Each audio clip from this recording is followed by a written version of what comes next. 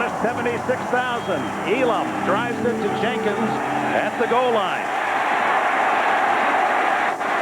And he slides down at the 15-yard line. Covered there by George Coghill, and here comes the oldest quarterback, the shortest quarterback starter in the National Football League, the incredible Doug Flutie. There is numbers this year, the big numbers for him throughout his 8 seasons in the NFL, and of course everywhere else he's played. He's a winner as a starter, and in the NFL his record is 35 wins, 17 defeats as a starter.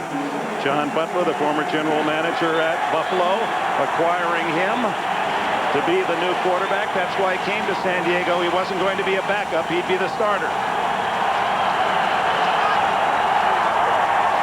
It's LaDainian Tomlinson, the rookie, and he's toppled after a gain of 2 by safety Kenoy Kennedy. And here are the Chargers starters on offense. Up front, it's McIntosh, Roundtree, Jay Cox. They praise his work this year. Graham and the veteran Vaughn Parker. In the backfield, the rookie from TCU, LaDainian Tomlinson, the Doak Walker Award winner a year ago. McCrary, the blocker. Graham and Conway, veteran outside receivers.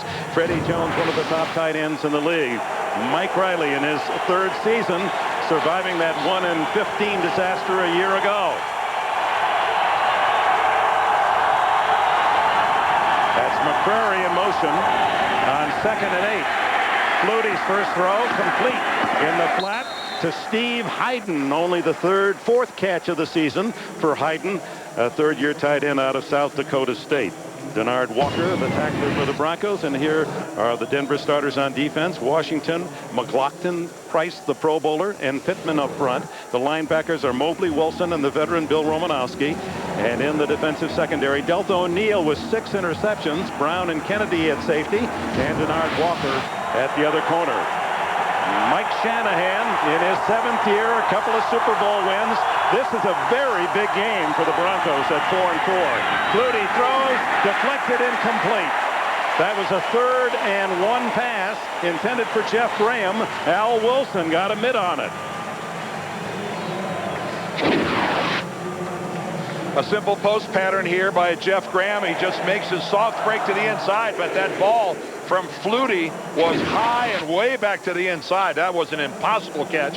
And fortunately for San Diego, even though it was tipped in the air, there was no Bronco there. That could have been an easy pick. Darren Bent, number 2 kicker in NFL history, his career average, and he drills a beauty. It bombs it to Delta O'Neill at the 15. 25-30. And tackled at the 31-yard line. O'Neill, who has returned a punt and a kickoff for a touchdown in his 2 seasons here in Denver. Here comes Brian Greise. Greise, who has thrown more interceptions than he would like, only 4 last year, 12 this year, but is sharing the lead in touchdowns, 15, with Brett Favre coming into the second half of the season. Out of the University of Michigan, at Oakland on Monday night, had a couple of touchdown throws, but also 2 picks. And he explained that unlike last year, the Broncos have started slowly and they're playing catch-up football, and he's trying to make things happen and has to force some throws. It's called the loss of Ed McCaffrey. His first throw is complete to Pete Poole. Poole getting his first start as a Denver Bronco, a 4th-round pick by New Orleans out of Arizona State in '97. Front 5, Teague, Friedman, Pro Bowler Tom Nalen, Neal, and Lepsis. And in the backfield, Terrell Davis, one of the most popular players in the league. Carter's the blocker. Rod Smith, 67 catches already. Poole his first start, and Dwayne Carswell, the tight end. And Poole taking the place there of Eddie Kennison, and you heard with that surprise announcement that he just didn't want to play anymore. 2nd down and 6, and the pass to Terrell Davis is off his fingertips in front of safety man Rogers Beckett. The Chargers defensively, and that has been their strength even in losing seasons. Marcellus Wiley, what a pickup. He has 7.5 sacks. Carson, Perrella in the middle, and Rayleigh Johnson with 5.5 sacks. Dixon Ruffin, 10 consecutive Pro Bowls. Junior Seau. Tay Cody from Florida State, a rookie, and Ryan McNeil. He has 6 interceptions. Beckett and tough-hitting Rodney Harrison at safety. On 3rd down and 6. The throw complete Tony Carter, a rare play designed for Carter, who has only 3 catches all season. That one good for a first down. Ruff made the tackle. Well, that was a third down brought about by the fact that Terrell Davis dropped the football. It was a good throw by Greise and another accurate throw by Bryan. And that's just a good possession route to the receiving fullback, Tony Carter. Again, they're still working, trying to compensate for the loss of Howard Griffith, who's been such a wonderful fullback for the Broncos for years. His career over. Terrell Davis across the 50 and into Charger territory with a good gain on first down. Beckett, who played his football at Marshall, made the tackle. Did you see Rodney Harrison kind of slap Terrell Davis up on the helmet?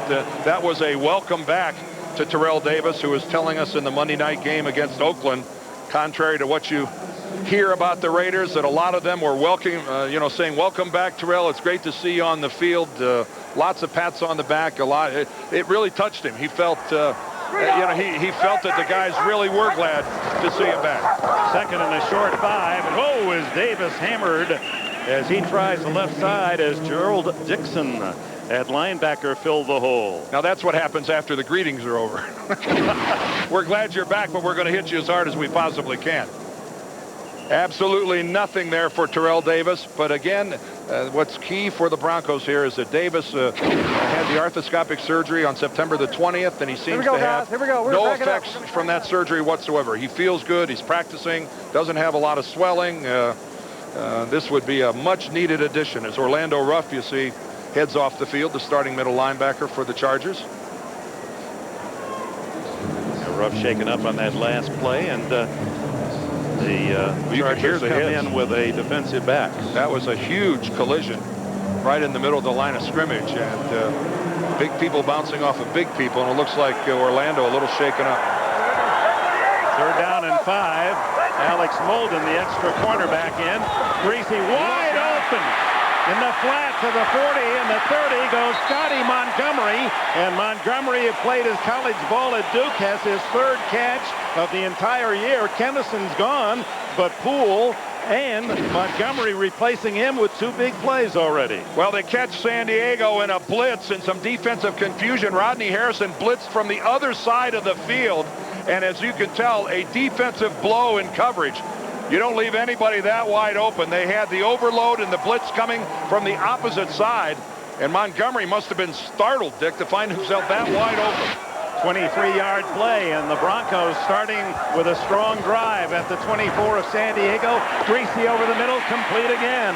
Terrell Davis, and he's tackled by John Holisek, the former Buffalo Bill, one of 5 former Bills on this San Diego roster. Well, you can't start much sharper than Brian Greise is in his delivery of the football. Every pass that he has thrown has been right on the hands of his receivers. His guys are getting open. And it's kind of contrary to what we thought. We thought we'd see an awful lot of Terrell Davis early, trying to establish a running game. It's just Rod Smith has been the receiving game for Denver, but they're doing a good job of spreading it around. 2nd and 3, Davis burrowing inside the 15 and close to a first down at the Charger 14-yard line. It was one of the things that Brian Greise, again, talking about those interceptions, saying, you know, there have been times that I've had to force the football because I really haven't had a choice but to try to get it to Rod Smith. Without McCaffrey, you know, let's face it, Kennison wasn't getting it done. He quit last night, but he just was not a factor for the Broncos. And so Brian Griese's had to take chances. That's why Rod Smith has 67 catches, but a lot of those came, there were some interceptions involved because Brian had no other choice. 3rd and inches, and Greise easily sneaks it for the first down. Well, Rod Smith, with all those catches, 67, the most ever in the NFL at the midpoint of a season. And perhaps Mike Shanahan's game plan, Dan, is to go away from Rod Smith, figuring that the Chargers are going to double team him. Well, he figured right, because they are going to double team him. Take a look at this, at the record that he has, 7 receptions, more than J.T. Smith and Chris Carter had at the halfway points of their respective seasons. I never thought I would see a receiver with 67 catches in 8 games. Terrell Davis And he battles his way close to the 10-yard line on the first down carry with Junior Seau riding him down on the tackle. Seau, who has not been 100% the last couple games with a groin injury, but did practice all this week. Some of his teammates did not. Rodney Harrison with an ankle didn't practice till Friday. Freddie Jones, the tight end, an ankle. He too did not work out till Friday. But this is the time of the year where every team's got a list of characters who barely get ready for Sunday. On second and long, Greise stepping up and then is belted down. Gerald Dixon along with John Holisek to make the tackle, and Mike Mooring was there as well. Well, Brian Greise, who's got a sore shoulder and some sore ribs and a lot of other ailments, I'm sure he could have done without this, because he takes a pretty good pop. When he's forced to go up to the middle, he doesn't have a chance to hook slide. He has no choice but to go to the ground head first, and as a quarterback, you have no protection when you go that way. A loss of a couple of yards, so 3rd and 11 at the 14.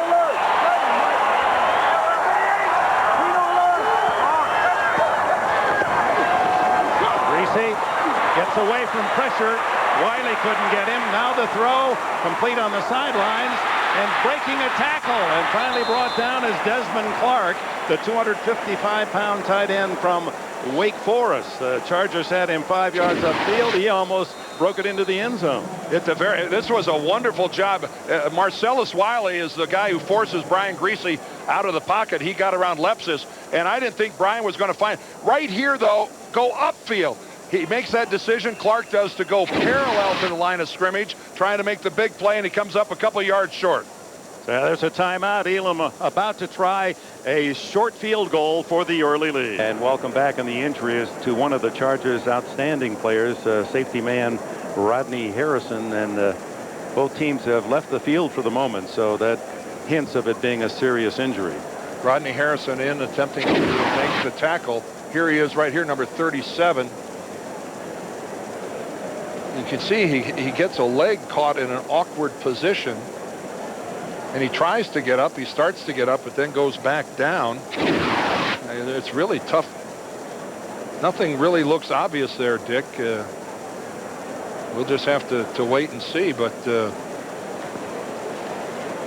this is more than just a minor occurrence to Rodney Harrison, the way, at least that's what you surmise when you look at the actions of the training staff.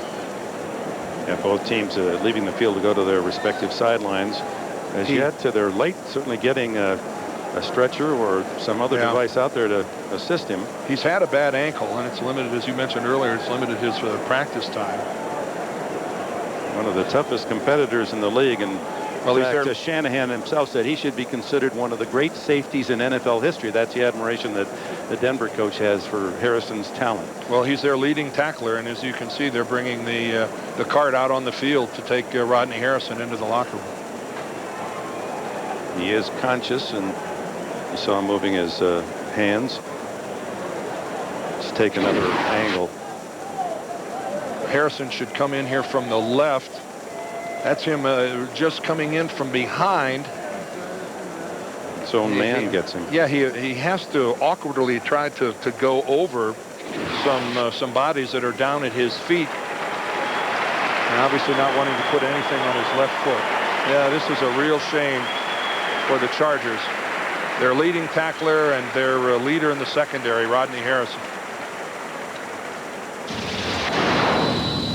Harrison, who made the Pro Bowl in '98, and last year, only because the Chargers are 1-15, how could he not have made it? All he did last year was have 6 interceptions to lead the team, 6 sacks, and 127 tackles to lead the team, and yet didn't make it to Honolulu. But when you're as bad as the Chargers were a year ago, very little consideration. Junior Seau was their representative. Yeah, not many people from a 1-15 football team get postseason recognition. You have to be a Junior Seau, a guy who's just so head and shoulders above everybody else that regardless of how poorly your team plays, you're going to go. Of course, that was Junior's 10th in a row.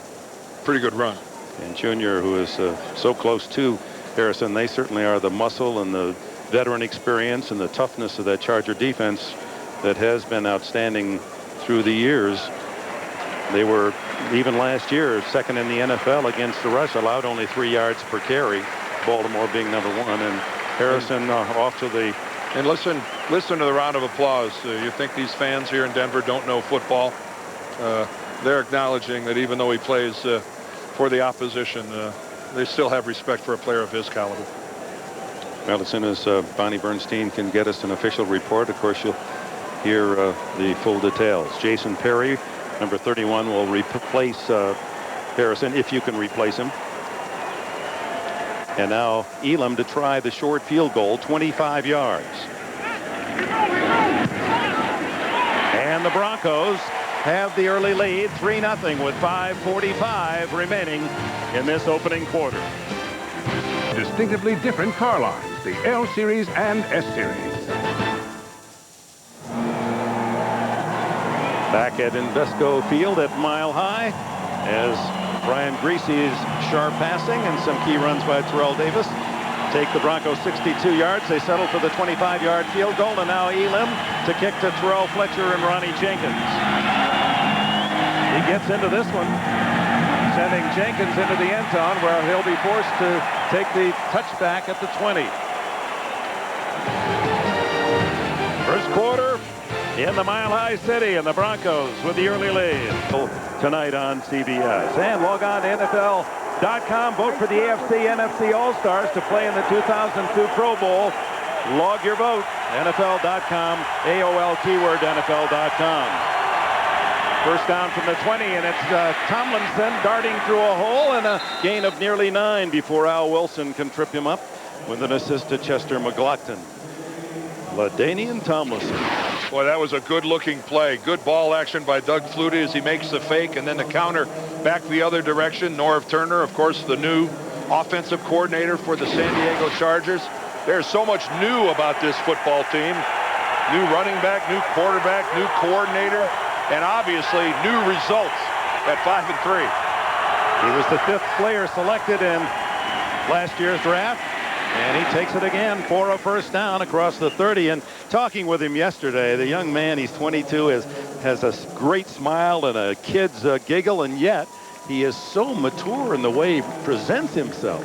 Well, he's going to have to be mature, Dick, because as he moves into the second half of the season, he's no surprise anymore. You know, he had over 100 yards in 3 out of his first 4 games, and then he hasn't had one in over a month.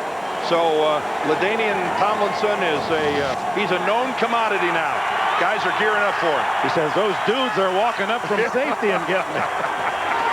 Draw to Tomlinson. He able to make something out of nothing to the 37-yard line, where Romanowski and Wilson make the tackle. And speaking of Romanowski, he said in their first game, Romo, he said, he was shouting at me all the time. I couldn't hear what he was saying, but he was sure making a lot of noise at me. He said we were in our huddle, and he was over in his huddle. And he was yelling at me the whole time. And he said, of course, you see Romo's wearing a mouthpiece. That may have had something to do with the fact that he was unintelligible. But LaDainian said, I never did find out what he was saying. Assume it wasn't good. And Tomlinson getting carry after carry across the 40 to the 41, a couple of yards shy of a first down.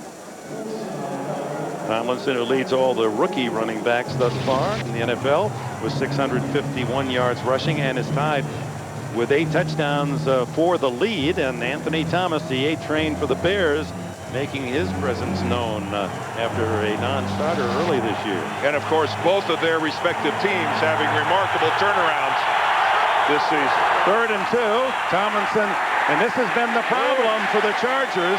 They're able to move the ball 1st and 2nd down, but on 3rd and short or in goal line situations, Tomlinson has been stuffed. Well, stuffed was right, and you see they've got a bubble there to the right side. You see the lead block coming in. The lead block is very effective by Fred McCrary, but by the time Tomlinson gets to the hole closes, and that has been a real detriment for the Chargers so far this season. And they needed a good drive because the Denver offense had a very, very good first possession, and they're going to have to make up for the absence now of Rodney Harrison defensively. Darren Bennett, his first punt was 62 yards, his longest of the year. Delta O'Neal forced to call a fair catch, lets it go. It takes a Charger bounce and will be down to first touched at the 5-yard line. So another excellent kick by the all-pro punter of the Chargers, Darren Bennett. People come professional grade trust. The usual sellout crowd here in Denver for some 31 consecutive years, counting playoffs over 250 straight games. Sold out, 76,000 here at the new arena. 3:12 left, opening quarter. Denver by a field goal, starting at the 6-yard line. Davis, and he fights forward to the 10-yard line. And Junior Seau with a tackle as we go to Bonnie Bernstein. Well, Dick, right now the Chargers are diagnosing Rodney Harrison's injury as a left knee bruise. They promised us more details before the half. But, Dan, you were mentioning how integral a part of the defense Harrison is because he's the team's leading tackler. Curiously, the top 3 leading tacklers on the Chargers are all defensive backs. Yeah, they are, and it's not, and especially it's kind of an anomaly given the fact that they're the 9th best defense in the National Football League. Those numbers don't jive. Davis able to kick free from a couple of tacklers and close to a first down as he hits the 15-yard line to make it 3rd down and 1. Well, Davis says that he loves Saturdays. He loves Saturdays because that's sleep day. You know, ever since he's been a rookie, that's been his common theme. He says he's got to get 12 hours a day, and for him, a power nap is 3 hours. He said he can actually lie down at night, go to sleep at 7 o'clock, get up at 10 o'clock, have something to eat, go back to bed again at midnight, and sleep till 9 o'clock the next morning. Now, that's a sleeping machine. And he drives off the right side again and appears to have enough for a first down. Junior Seau there to greet him, and Davis is slow getting up. He's got the first down. Of course, Mike Anderson in reserve of Davis. Landis Gary is not active today. Well, of course, Terrell Davis with outstanding speed in the open field, but as everybody knows, he's a guy capable of wonderful power. He was following Tony Carter that time and took advantage of the fact that Carter got a good lead block, but Carter was the guy that was a little stunned after that. Mike Anderson now in a tailback, and he gets the handoff, spins out of a tackle, and then is bumped rudely by John Holisek at the 20-yard line. Well, of course, everybody knows that there's 3 outstanding running backs here in the Bronco organization with Terrell Davis, Mike Anderson, and Olandis Gary. Olandis Gary not suited up for this game as he's not a major contributor on special teams, so it's Anderson and Davis that'll share the running back duties. But all 3 of those guys have had 1,000-yard seasons to their credit. Talk about a luxury, Dick. Not well, Mike Shanahan he can go deep, deep, deep on the depth chart. Greise on 2nd and 7. Oh, and they handled the blitz. Here go back. Almost intercepted as flying across the field was Tay Cody and Rogers Beckett. Boy, they all come flying right up into the middle and they get blocked. Take a look at everybody looping in. We're going to see loops from all directions here, but it's really picked up pretty well. Junior's met right at the line. Brian Greise kind of floats out of the pocket on his own. He's not really flushed, but credit to Chargers secondary. They really didn't give him a target. Oh, 3rd down and 7. There's Rogers Beckett. In his 2nd season was a number 2 round pick a year ago. He's their 2nd leading tackler. Empty backfield. Here they come again. And the throw is incomplete, intended for Scotty Montgomery. And the Broncos will have to punt. Leonardo Carson applying pressure on Greise. Well, they're going to walk right up in the middle, and they're going to penetrate. They're going to try to blitz both gaps on either side of the center. Take a look at it right there. But again, pretty well picked up. You got to leave somebody alone. Everybody made the adjustment, but the ball just a little bit to the outside. Brian having to throw it, falling backwards, just delivers one a little low and away. Tom Ruin, who leads the NFL in average, 47.3 yards. Reggie Jones is the man to return for San Diego. He is a new kick returner. Good kick by Ruin. Jones fumbles the ball. He's a former track man, Olympic class jumper at LSU, and that is his first attempted return this year. Almost a disaster for San Diego.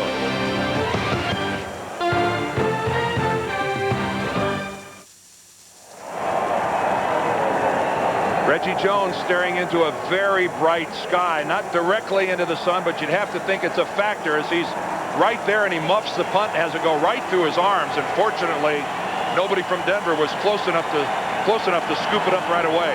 Tim Dwight, who has been returning punts and is one of the best in the league, a collapsed lung in the game against Kansas City last week, so he is not going to be in uniform today. Flutie, all kinds of time, now flips one to Tomlinson, incomplete at the 23. He looked deep, but good coverage by the Broncos secondary. Well, Doug Flutie, I think, even fakes out Ladanian with his scramble up the field. Looks like he's going to take off with it, chucks it sidearm, and it kind of floats on him a little bit. Anytime you throw that ball sidearm, it has a tendency sometimes to rise, and that's exactly what it did. It just floated right over the top of Tomlinson. 9 seconds left in this opening quarter. Tomlinson on the final play of the quarter out to the 23-yard line. And that is the end of the first period here in Denver, with the Broncos leading the San Diego Chargers 3-0. And we'll return to Invesco Field at Mile High in Denver right after this message.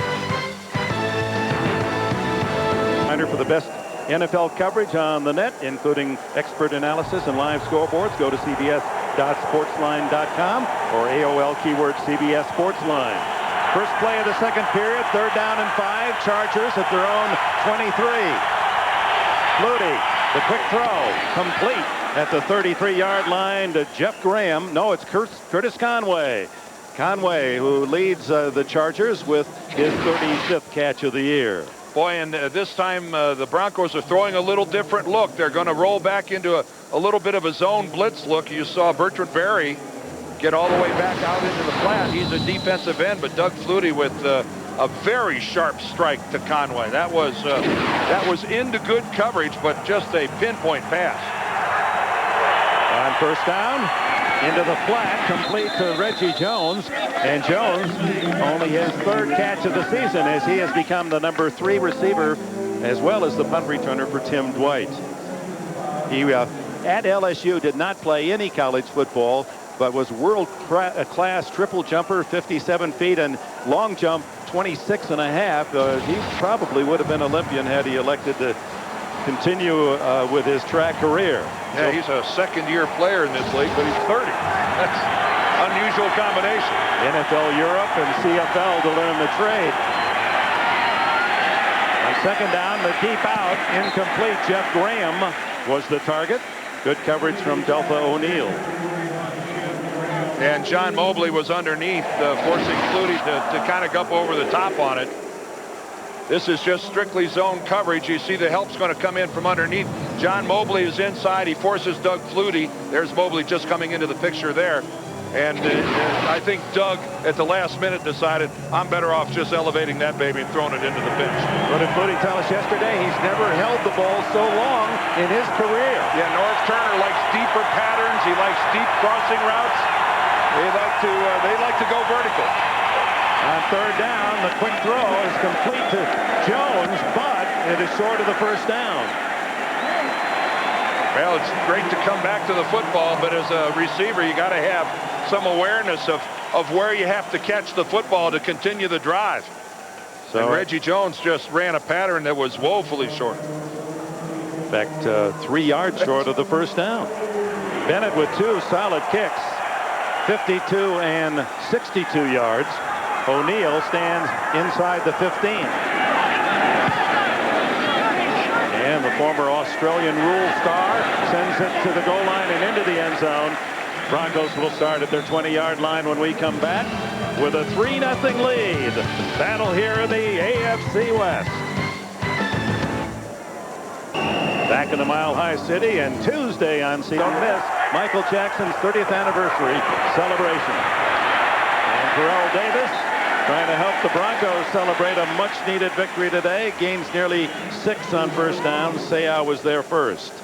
Well, Brian Greise had a busy first quarter getting the football to a lot of different people. There he catches Tony Carter coming across on a crossing pattern. This time he works it outside to Scotty Montgomery.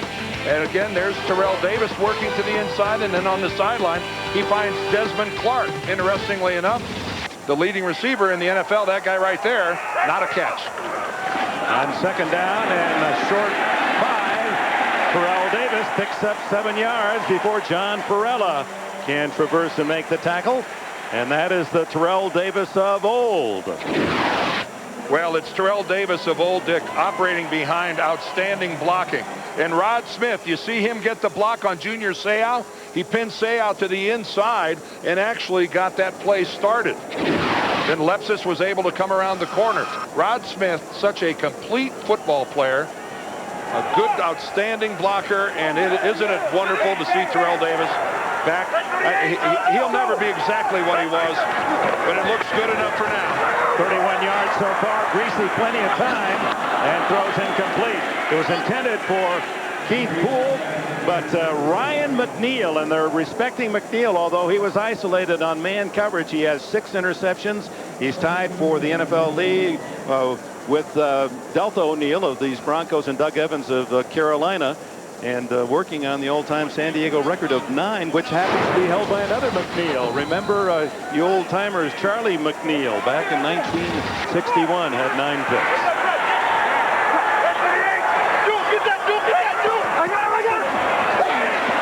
There's Rod Smith, and he's got running room.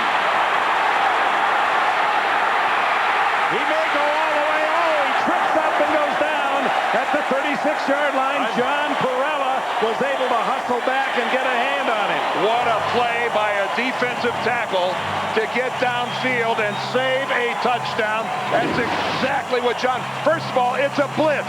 Junior comes in untouched. What a perfect call. A screen pass away from the blitz. That is just a piece of good fortune for the Broncos. And watch Perella. Now you got to blitz up the middle. This is a wonderful call. And then when Rod breaks it back to the middle, Perella, boy, that was a sure touchdown. Now on first down, Terrell Davis, and he's in the open and has another first down to the 26 before McNeil and Perry in the secondary can make the stop. Boy, Gary Kubiak, the offensive coordinator, he is calling an outstanding game to this point in time, in conjunction, of course, with Mike Shanahan. Look at Terrell Davis, but the key there, you notice, no penetration upfield by the Chargers. Terrell Davis has all the time in the world to read the defense. And there's Gary Kubiak, who just a couple weeks ago moved from the booth down to the field, where he's doing his offensive coordinator job at field level. First down, Davis. Not much there that time, as Gerald Dixon, the veteran from South Carolina, able to make the tackle. Yeah, right now the Chargers have to talk about in their defensive huddle of getting upfield, getting some penetration. We've seen Terrell Davis floating behind the line of scrimmage, able to read the defense and able to find his lane and make his cut. As a defense, you've got to dictate. You've got to alter where that running back wants to go by getting upfield. The Chargers aren't doing that. You see John Holisek is in for the injured Orlando Ruff at middle linebacker. Wide open is Smith, and he's to the 15-yard line. Another first down. What a drive that started back at the Denver 20. Just a simple little pattern out of the slot. Right here, take a peek right there at Rod Smith. Just a simple pattern. The downfield route clears the area. And it's just, right now, you see a Denver offense that's taking advantage of San Diego's blitzing. They're just getting the dinks and the dunks, but they are looking very confident. Leading 3-0 here in the second quarter. 9.5 minutes to play. Davis. No, it's a fake, and now Greise has to throw it away. And he was fortunate. He was able to drop it between 3 Charger defenders. That will be in the meeting this week. Mike Shanahan will just look over at Brian and look at him and say, Brian, what were you thinking about? What were you thinking about on that one? You don't toss one like that into traffic falling off your back foot. Whoa. And that is way beyond the 5-yard limit where it's legal to hit a receiver. San Diego very fortunate to get away without a penalty. Ryan McNeil. Draw. And Davis tripped up. That was a play that terrorized San Diego last week when Kansas City's Priest Holmes gained more yards rushing than any player against San Diego in their history, 181 yards, and a lot of them came on draws. And Kansas City went over 200. They had 201 for the game, and anytime something like that happened, and keep in mind, this was a defensive team that was only allowing 81 yards a game prior to that, so they were a little shell-shocked. I'm suspecting they had a pretty fast-paced week of practice. Timeout, Denver. And by Miller Lite. Grab a Miller Lite. It's Miller time. Back in Denver, where the Broncos threatened to add to their 3-0 lead. Yeah, you Garth Brooks fans marked down Wednesday night on CBS, a one-of-a-kind concert event, live coast to coast Wednesday on CBS. Broncos with the ball at the Charger 14-yard line on this magnificent November Sunday in Denver. Snowstorms are due any moment, aren't they? Where are they? As Greise drops back deep and looking to the end zone, and he hits Terrell Davis just as he was hit. Junior Seau made the tackle, and Marcellus Wiley leveled Greise as he released the ball. Boy, though, it's not that Brian didn't have time to look downfield. He plants his feet, he sets, he sets, he sets. That is just nothing short of superior work defensively by the Chargers. And you're right, Brian takes a big shot, but you can't stand in the pocket for 6 or 7 seconds without taking a big hit. It's going to come eventually. Elam, who made good on a short 25-yarder. This one is 29 yards out of Ruin's hole.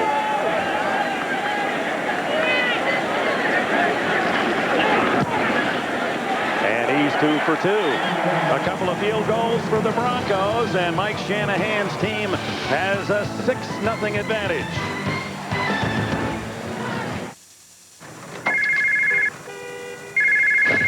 This is Will Burns. You've reached my cell phone. Leave me a message, and I'll call you back. Will, it's Gail. I can't believe you're not answering your phone. Look, get back here. The client changed their mind. They actually like the work. All we have to do is show the plans to one more group, and the job is ours.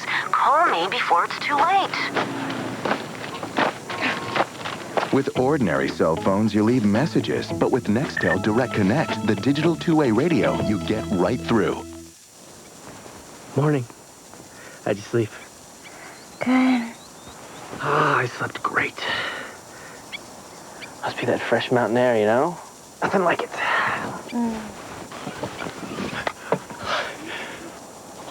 Oh, man.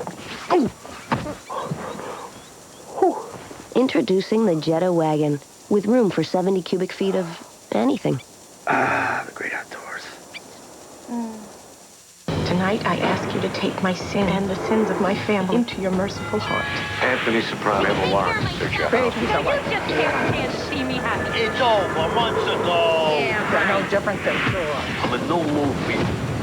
I got nothing to say to you. Now you won't even accept food from your own mother. We want to stay Italian and preserve the things that meant something to us. Honor and family and loyalty. The Sopranos, the complete second season, now available on DVD and video.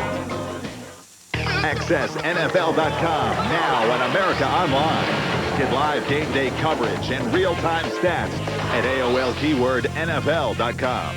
When I was at Florida State, primetime was always pumped up in Florida. Primetime next Saturday on CBS.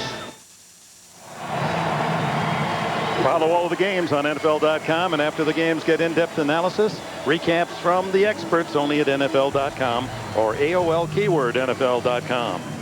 Well, right now for the Broncos, Dick, the good news is for a nice change of pace, they're getting to play with the lead. Another long drive for a field goal, but the last 4 weeks, they've been behind 17-0, 13-0, 10-0, and 7-0. And they've lost 3 of those 4 games. Ronnie Jenkins, always a threat on kick returns, but well covered by Denver at the 21-yard line. Good tackle by Keith Burns, a veteran special teamer and linebacker.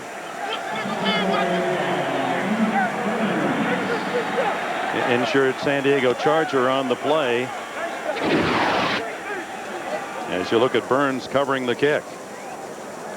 See if we can see who gets hurt here at the very end. Jenkins, I believe, the ball carrier.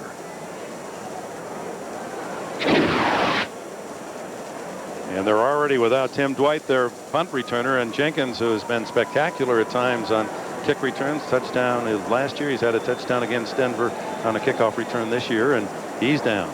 88 yards is a trip in San Diego for the opening kickoff score.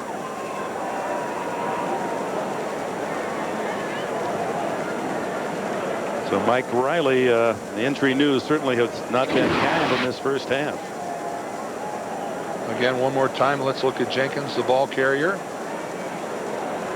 His head hits the, look how, he's rolled over at the very end. Look how awkwardly his head is caught underneath him. His head, first of all, hits the field hard. Right here, watch it bounce off the turf, right there. But then the momentum of the pile awkwardly bends his neck. Oh, Lord, look at that. Lee Woodall coming in second man on the hit. And fortunately, he's okay. Wow. I haven't seen someone get their neck twisted at an angle like that in a long time. Jenkins, who was a free agent, undrafted last year, started at Brigham Young and finished his career at Northern Arizona, and he is a terrific pickup for San Diego, and fortunately he's okay. A fortunate young man right now. Trailing 6-0 here in the second quarter, about the midpoint of this period, and Flutie to pass on first down. Down the middle has Graham wide open, and he dropped the ball. He was clear by 4 or 5 yards. Boy, you don't get many chances to gobble up yardage like this. As Jeff Graham is going to make his break to the inside, he really ran Denard Walker back off the football. And boy, you just don't get that many chances in this league to do it. And he wasn't going to get hit. There was nobody to the inside. No reason to take your eye off the ball. It was a little low. It was a little low. Doug would have liked to have raised that ball maybe 2 feet. But Graham's got to catch that. Tomlinson in motion, empty backfield. Flutie second and 10. He's going deep for Conway, and Conway drops it at the Denver 47-yard line, broken up by Kenoy Kennedy, but Conway did have his hands on it. Well, Kennedy and Conway are just side by side, and at the last minute, Curtis gets looks like a little push off to get some separation from Kennedy. As the ball's underthrown, he gets both hands on it. It looked like Kennedy might have gotten his left hand on the ball. Let's see, does Kennedy touch the ball with his left hand? He might have knocked it out of the hands of Curtis Conway. Oh, a couple of chances for long gainers from Flutie, but 3rd and 10 is the call. Steps up, tosses, complete to Terrell Fletcher. The third down back has a first down at the 34-yard line with his first reception of the game. Good all-purpose player, this guy, 7th-year veteran out of Wisconsin. Well, if this one gets dropped, Doug Flutie might have gone over and had a major chew-out session with his receivers. So I guess in this case, the third time was the charm, going to Terrell Fletcher to pick up the first down. Last 5 years, Fletcher has averaged 44 yards, 44 catches a season. And I think Fletcher is shaken up, Dick. Yeah, that's the man that they're offering attention. And been a tough first half here for San Diego. Disastrous. They've lost Rodney Harrison, their top player in the secondary, with apparently an injured ankle, re-injury. They've Ronnie Jenkins fortunate to go off under his own power, and Fletcher needing assistance to lead the field. And of course, Fletcher and Jenkins, their backup running backs behind LaDainian Tomlinson. There's some serious depth problems now on the San Diego sideline. Well, they've got McCrary and Harris, 2 fullbacks, and only Tomlinson now that seems to be healthy. Let's look at the feet. Oh, you can see where he gets his right angle, and then his left ankle, for that matter, caught underneath on the tackle. Ian Gold, the linebacker for Denver, rolled across the back of both of them. First down. Tomlinson has a hole, and he sprints out across the 40 to the 42, and you can see why they are so excited about this young runner for San Diego. Does he break quickly? Really, he's got some burst, doesn't he? He has really got some. Of course, this is good blocking at the point of attack. He gets a great block from Raleigh Roundtree, his left guard. Damian McIntosh, the left tackle, runs his guy upfield. Kendall Jaycox, the center, who's really been having a good season. And no surprise that John Mobley ends up making the tackle for Denver. He's their leading tackle. Tomlinson again in the big hole. The 50, 45, and hit there by Al Wilson. But another first down for the Chargers. Their best drive of this game. Well, that's a textbook tackle. Now that is a picture-perfect job of breaking down and putting a tackle on a guy. Unfortunately for Denver, it came about 12 yards downfield. But look at Al Wilson drive in, pick up the tackler, pick up the ball carrier rather, and drive him backward. But again, great blocking. Tomlinson now with 50 yards rushing on 9 carries. 13 on that one. Flutie, look at the time he has. Nobody open, so he's going to scamper to the sideline and duck out of bounds at the 45-yard line. No gain on the play. Not often in the National Football League that a quarterback gets to look downfield for that long and can't find anybody open. Let's look at it from up top. He's only got 2 receivers going downfield, and you see they are really well covered. And, you know, that's a veteran quarterback. Even at 39, Doug's not afraid to take off. Somehow those Jets haven't aged. He says, I think I'm still around 4.5. It's just that everyone else has gotten faster. How's it possible? The 39-year-old has to spend a timeout to his frustration. Chargers have 2 left. In and out. Good. Keep the victim calm. And 1 and 2 and 3. Okay, there you go. That's over 100 channels, sports, news, digital music. Installation's free, and it's only $31.99 a month.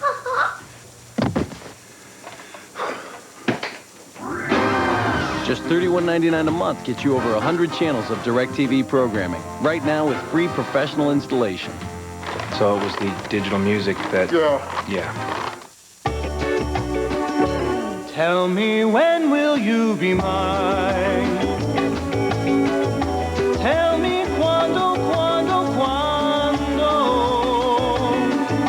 we can share a love divine. Please don't make me wait again. When will you say yes to me? CBS Tonight. Max Bickford knew racing kids on his own would be tough. You think you know everything. Oh, but he never expected this. You're under arrest. My daughter is a felon. All new Max Bickford. Then, CBS presents the I Love Lucy 50th anniversary special with never-before-seen footage and a countdown to the top 10 funniest episodes. Wait for me! Join Cher, Dick Van Dyke, Whoopi Goldberg, plus many more for an all-star tribute to TV's best comedy. An all-new Max Bickford, followed by the I Love Lucy special, CBS Tonight. The NFL on CBS is sponsored by DirecTV, the #1 digital satellite entertainment provider. And by Gateway, where you've got a friend in the business. That's Terrell Fletcher, and they're working on an injured ankle. Meanwhile, Ronnie Jenkins, sprained neck, but they say Jenkins can play, will return. Freddie Jones, their top tight end, an ankle injury, didn't practice much all week, and we haven't seen much of Jones, and they miss his contribution. Steve Hyden, the tight end. 2nd and 10 for Flutie, under pressure. Throws almost intercepted. Jeff Graham with Eric Brown cutting in front of Graham, and it appeared that he was going to pick it off. Well, that time LaDainian Tomlinson was forced to be a pass blocker. And he really gave Doug Flutie enough time. He hit John Mobley hard enough to give Doug a chance to react, get outside. But I don't think Doug's very happy with the throw. Watch Tomlinson there on the right. Boy, that was some collision between the two. But Doug got nothing on this ball. There it is again right in front of him. But Doug's up in the air kind of when he throws that thing. Doesn't get nearly enough on it. And very fortunate not to be picked off. 3rd and 10, and Freddie Jones, the tight end, is in there. And Flutie might be looking for him, but he can't find him. He's thrown down for a big loss by Trevor Price, who has made the Pro Bowl the last 2 seasons. Well, there are mini sacks and there are monster sacks. That's a monster sack. Running a game on the other side, Trevor Price just blows right between Domingo Graham and Vaughn Parker. and has enough of a burst, and this is why he's been a two-time Pro Bowler. Doug Flutie runs away from an awful lot of people around the corner like that, and you wouldn't expect a 300-pound defensive tackle to close the gap like that. Greise with his 5th sack to lead the Broncos, and an 18-yard loss, so Bennett in to punt. Delta O'Neal back at the 15. 18-yard sack is a whop. O'Neal gambles, and it pays off initially, and then he's wrapped up at the 22-23-yard line.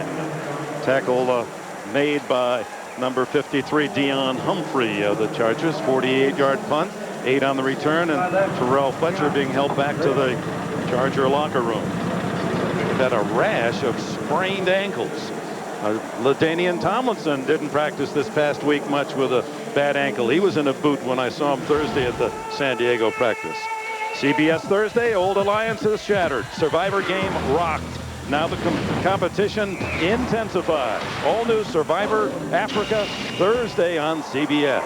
Survivor applies to the Chargers right now. Quick pass complete to Desmond Clark, the tight end. Wrapped up by Rogers Beckett inside the 30-yard line. So it'll be second down and about 4.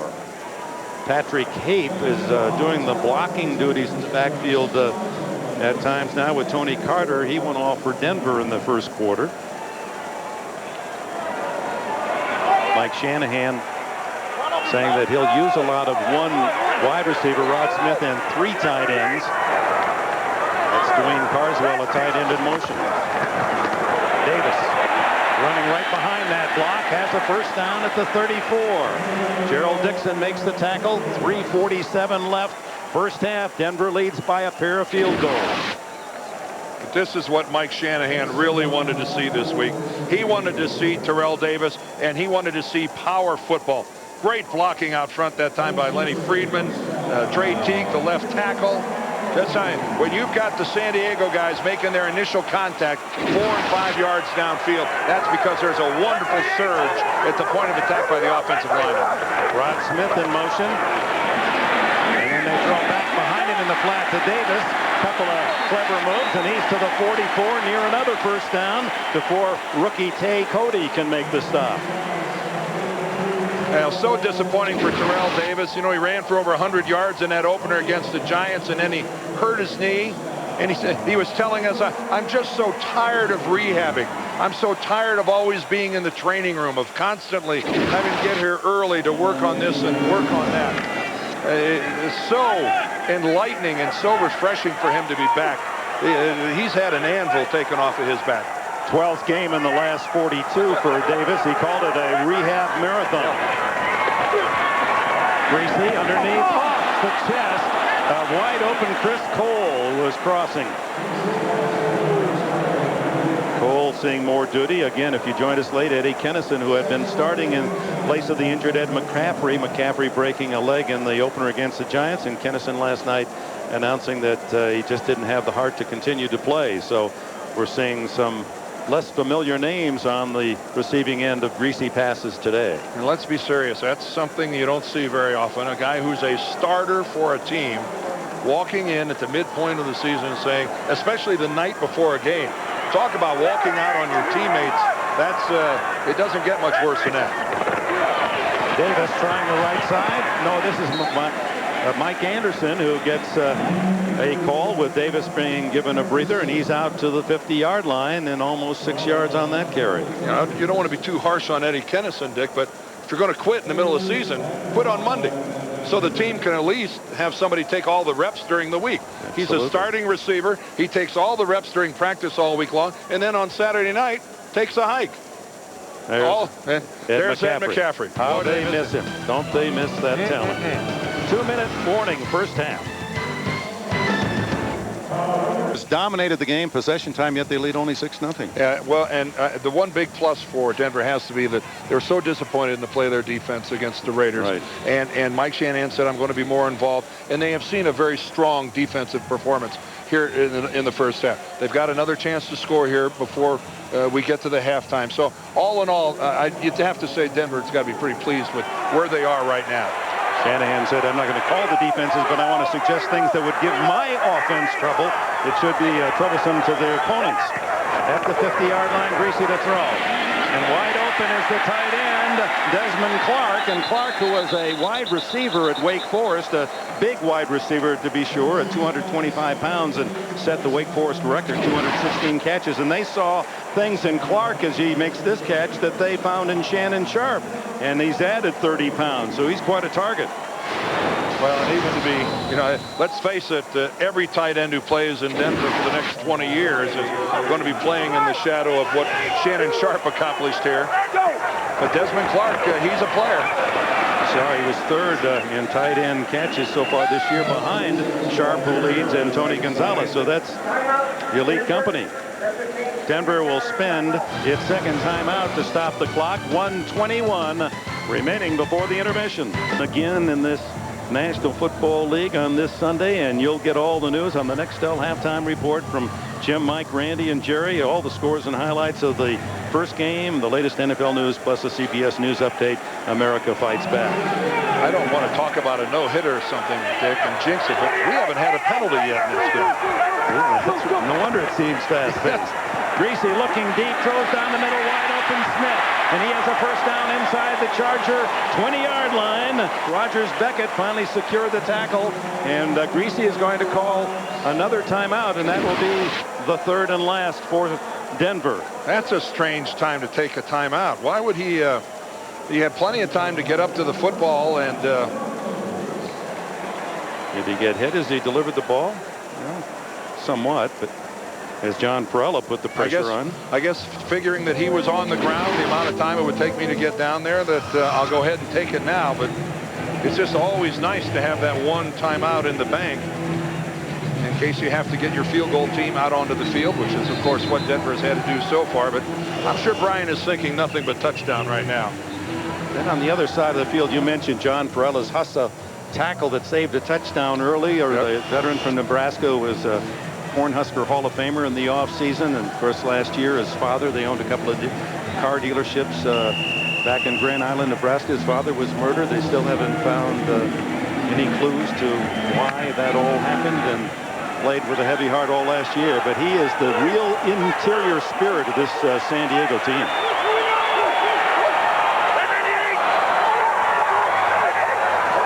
And first down.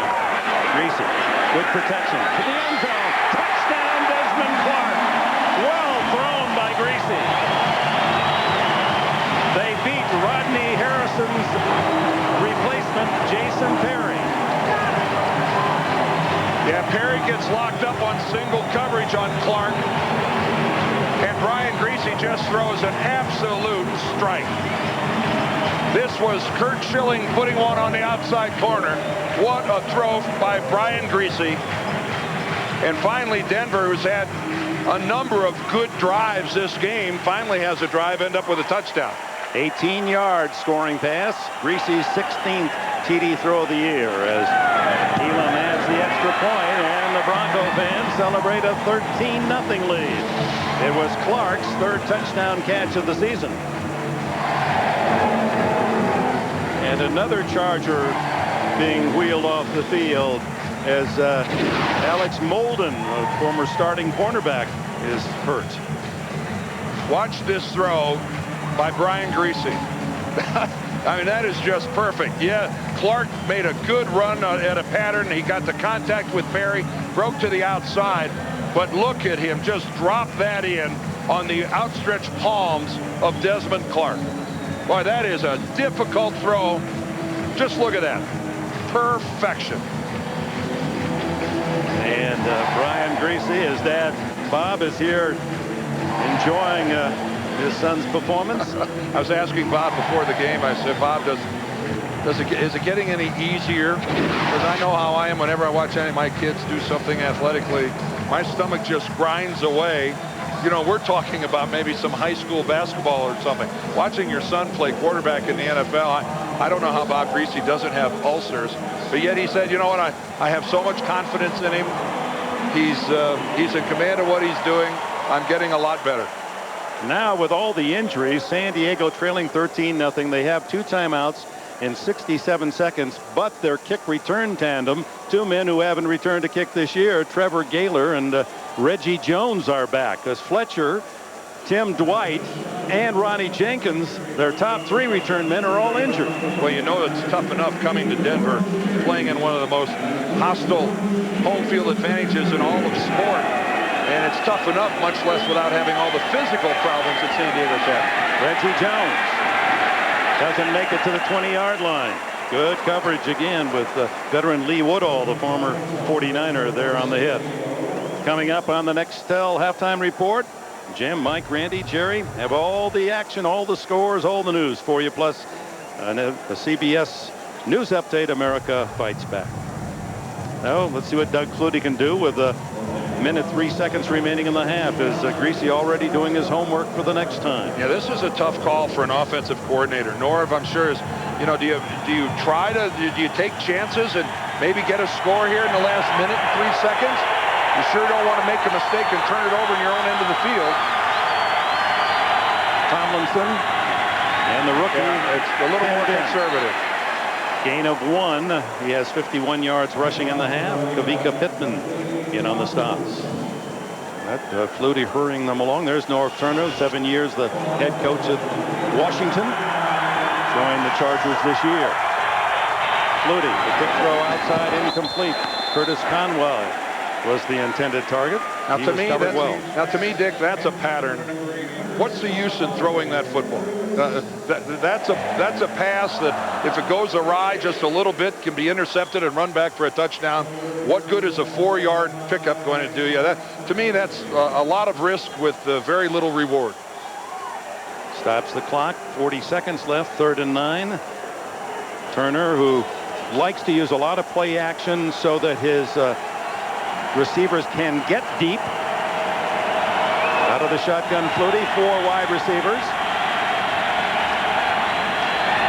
He didn't get that off. And there's the flag. This play is not happening. Deltha O'Neal came in on a corner blitz, but delay of game against the Chargers. Delay. Offense. 5-yard penalty. 3rd down. 4 seconds back on the clock. Well, we finally got a penalty. And wouldn't you know, it'd be something silly like delay of game. That's the first time we've seen Bill Carollo all day.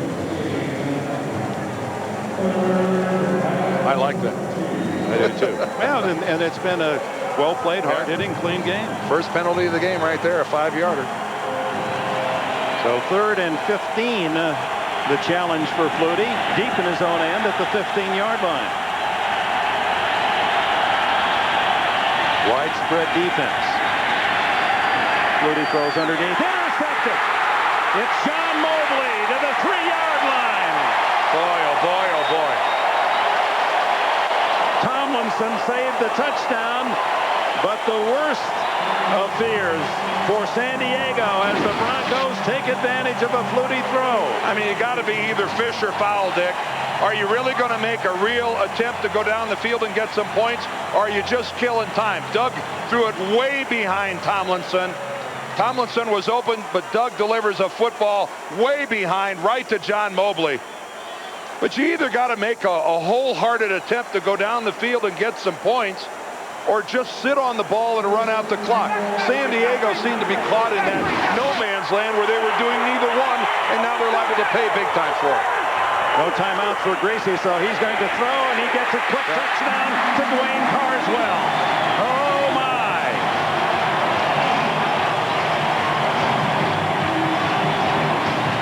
The injury suffered by San Diego in this first half, difficult enough to digest, but then this horrendous finish of the half. Either kneel on the ball 3 times.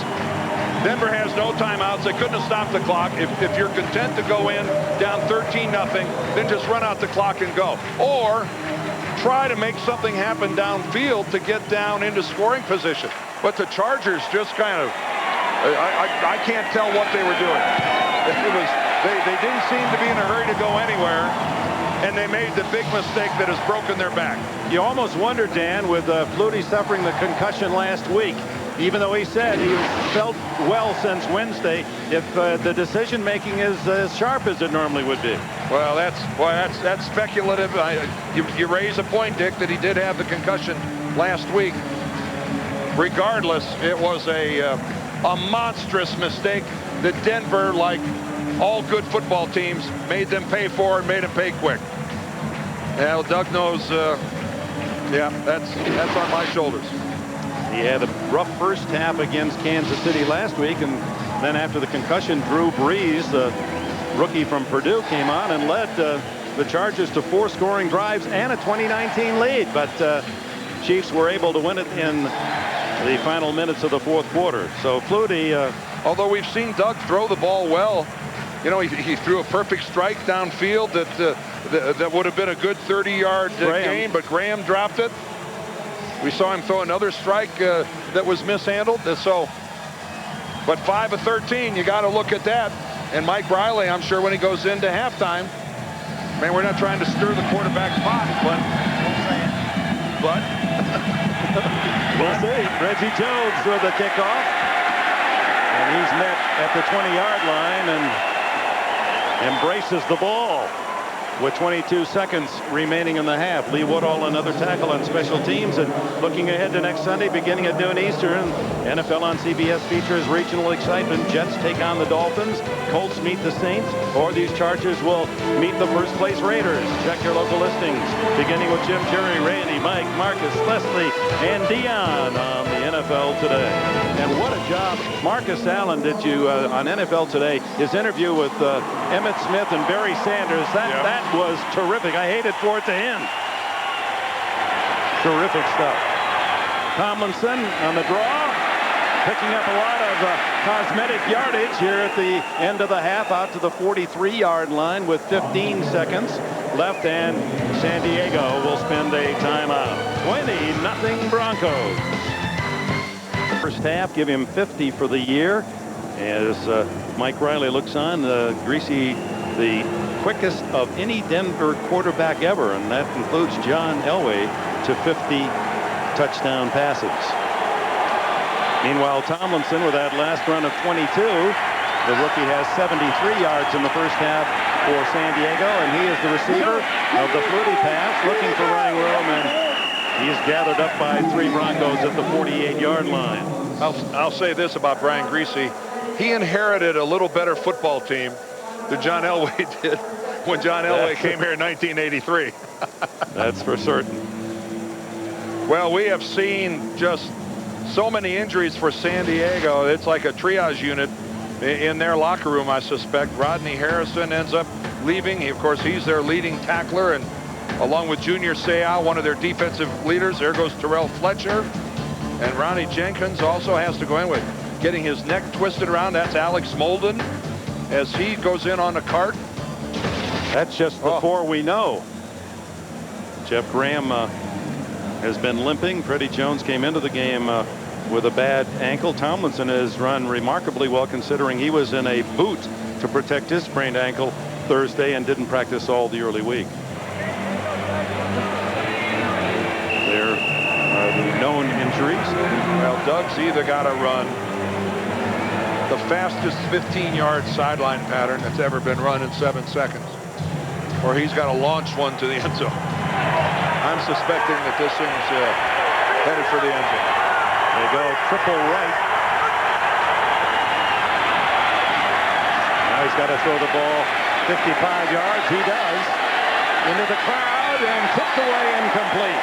And that is the end of the first half. The Denver Broncos taking advantage of a superior defense today, and the pressure late in the second quarter to pounce on an interception that led to a 20-0 lead. Well, you hope that somebody gets up and on the carom that it bounces to somebody, but that only happens if you're a Chicago Bear. Apparently, Kanoy Kennedy was the man, number 28, who knocked it away. Bonnie? All right, Mike Riley's team down 20-0. What have the Broncos done to try to keep Flutie in check?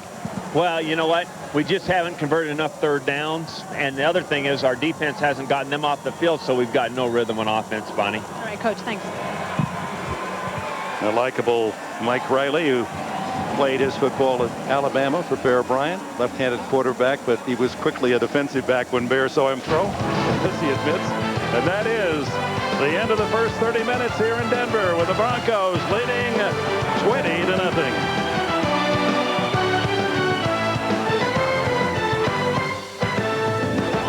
They say at the Bonnie at halftime. They just have no rhythm whatsoever. They're not converting third downs, and here in one of the toughest places to play in the league, they're down 20-0 at halftime. Look at the possession time. And look at this one right 18 to 11. 28 yards passing, which is just astounding considering they're averaging well over 200. Their lone turnover right here ended up in the 7 points right before halftime for the Broncos. So just about everything that could go wrong. You factor in all the injuries that the Chargers have sustained in the first half, and it is a mighty big hill that these guys are looking to climb here in the second half. And you wonder at 20-0 whether or not we'll see any of Drew Brees the second half. You know, I asked Mike Riley if he was going to try to get Brees some playing time, some minutes.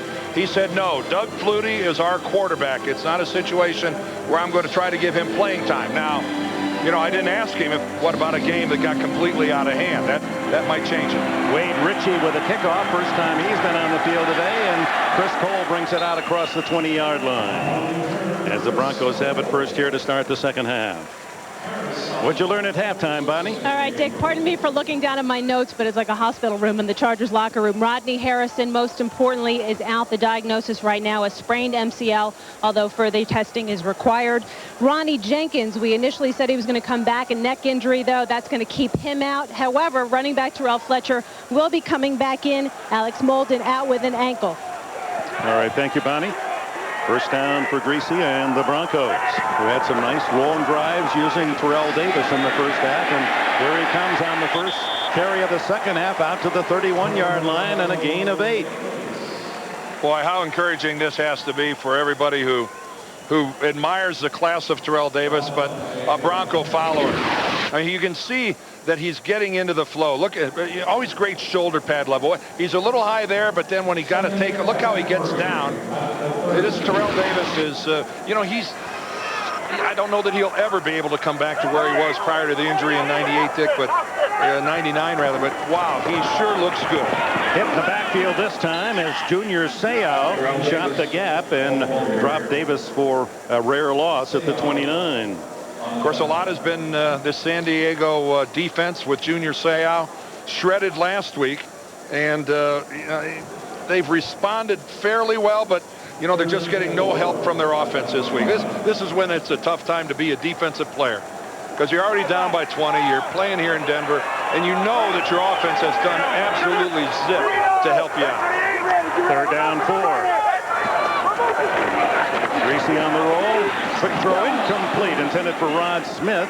He was covered by Tay Cody, the number 3 draft pick of the Chargers out of Florida State. All the Charger draft choices making the roster this year. Junior going right up the middle. He's, you know, there's nowhere to go. He's just trying to get excited, screaming at his teammates. Come on, somebody bust through. That was just good blocking by the Denver offensive line. You talk about a group of guys that just put their shoulder pads together and sealed off all the gaps. That was a jam there. Ruin juggles the snap and then drives a spiral to Reggie Jones. All the way, he fumbled it again. And who's got it? Nobody yet. Denver. Lee Woodall appeared to recover the ball for the Broncos. Reggie Jones, 2 chances, 2 muffs. Well, the first time we gave him the benefit of the doubt and said maybe the sun was a factor. Catches the ball against his chest, not with his hands. Not on that one. Right through the wickets. Yeah, tried to signal a fair catch. You saw him doing it. I don't know if that distracted him, the motion of signaling for the fair catch, but wow. This is just all falling apart. The wheels are coming completely off the Chargers here in Denver. Keith Burns credited with the recovery of that muff punt. First and goal, Greise at the 9-yard line. Terrell Davis. And he's to the 6-yard line. Bonnie? Well, Dick, interestingly enough, when I asked Riley what he told his team to try to settle him down, he said, take one series at a time, but most importantly, the players on special teams have to be alert, because that's going to could be what it comes down to. And what Reggie Jones just did completely goes against everything that Riley was just talking about. No, the one thing Mike talked about was because they're winning, they're taking losses harder. This will show us a lot about San Diego, how they respond here. Davis dropped for a loss back at the 10 as Rayleigh Johnson, number 99, there with a tackle. It'll be 3rd and goal from the 10. Dick, you'd agree that over the years that the one constant in San Diego has been the play of their defensive unit. They've played better than average defense in this league for a number of years now. Boy, what a forward spot. At the 8-yard line they spot it as Rayleigh Johnson asks for help as he lumbers off. How come big guys lumber? The little guys are up on their toes more. Greise over the middle, incomplete, and a good defensive play diving in to break it up was Rogers Beckett, the safety man. Beckett almost got himself an interception in the end zone. Good pass protection up front, just trying to get the ball inside there to Carswell, and he was completely locked up. Desmond Clark, rather, 88. And so another field goal attempt for Jason Elam, who kicked 2 short ones in the first half. They're both less than 30 yards, and this one will be 26. And the Broncos get a gift 3. Recovery of the muff punt that leads to a 23-0 advantage. Broncos trying to go 5-4 on the season with a 23-0 lead against the Chargers. Should the Chargers lose, they too would be 5-4. Elam to kick, and he's back. Reggie Jones with Terrell Fletcher.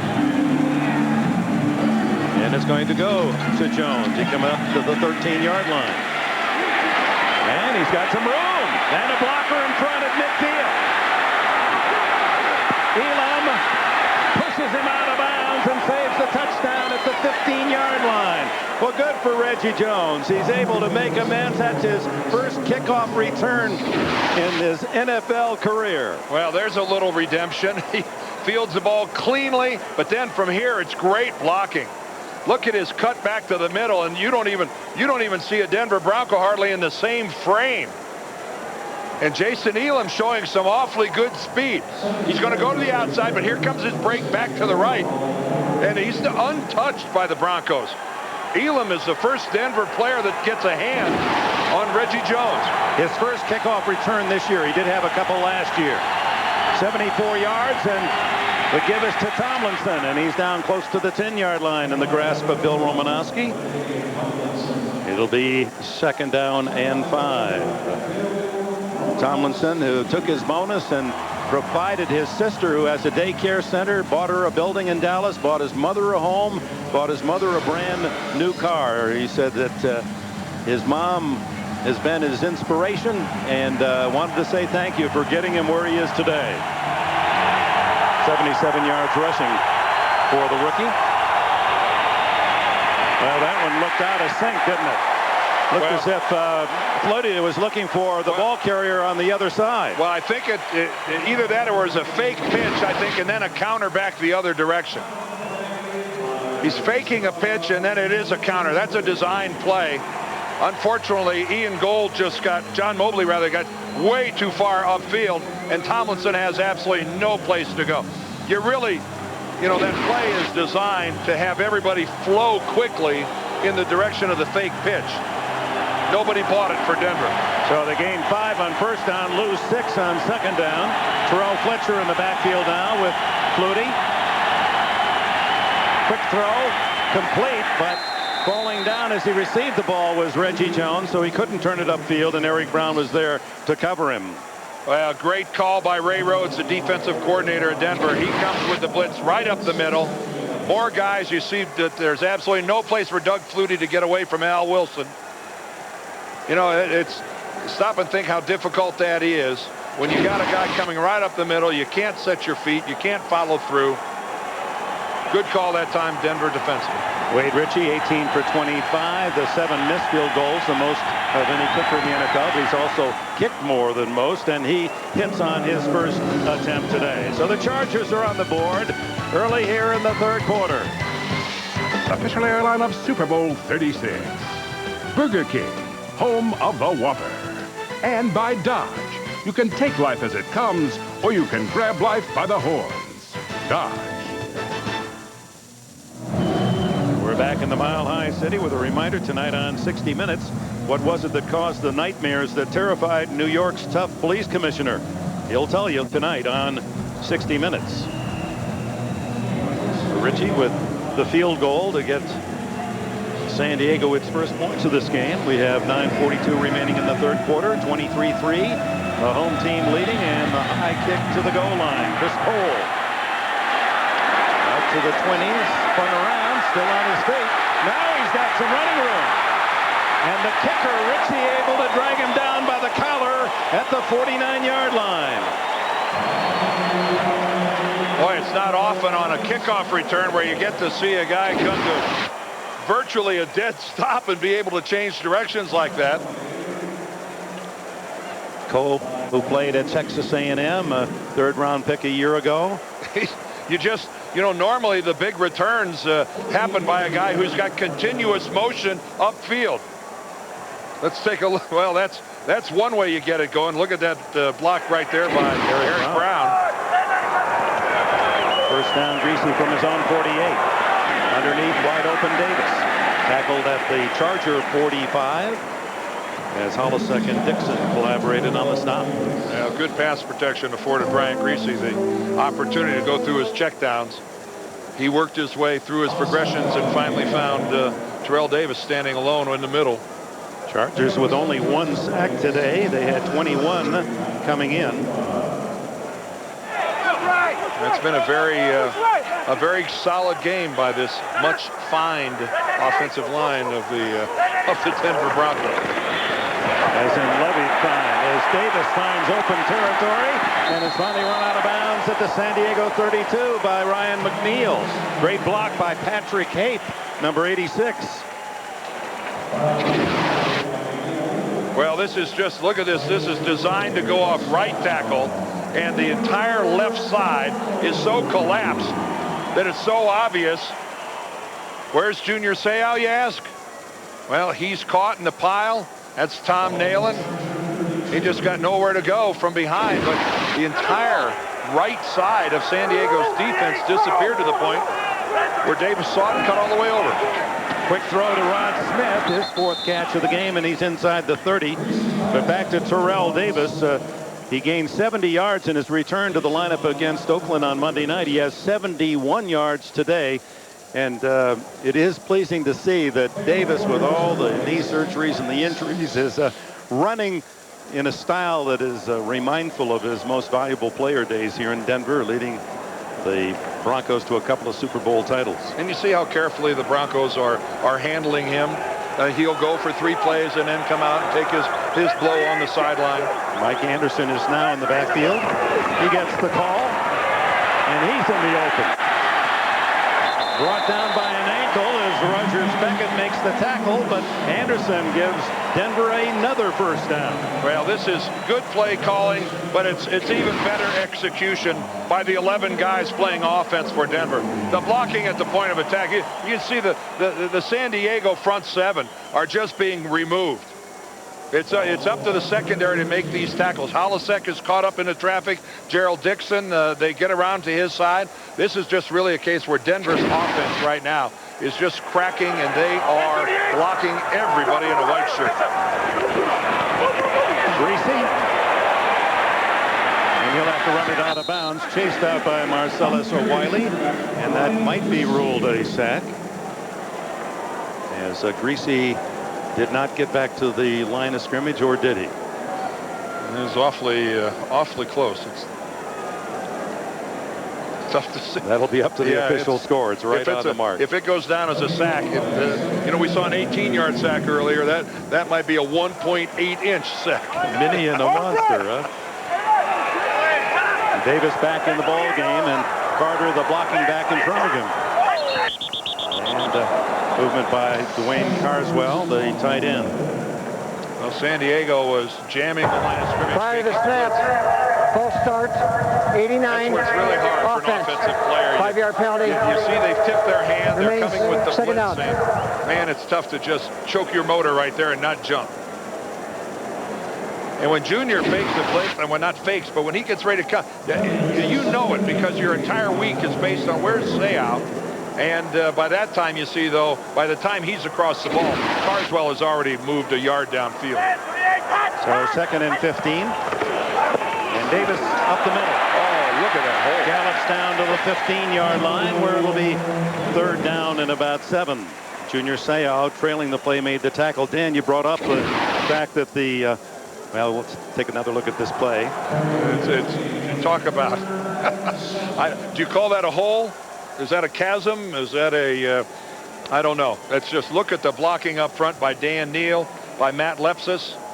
Just a spectacular piece of offensive line play by the Denver Broncos.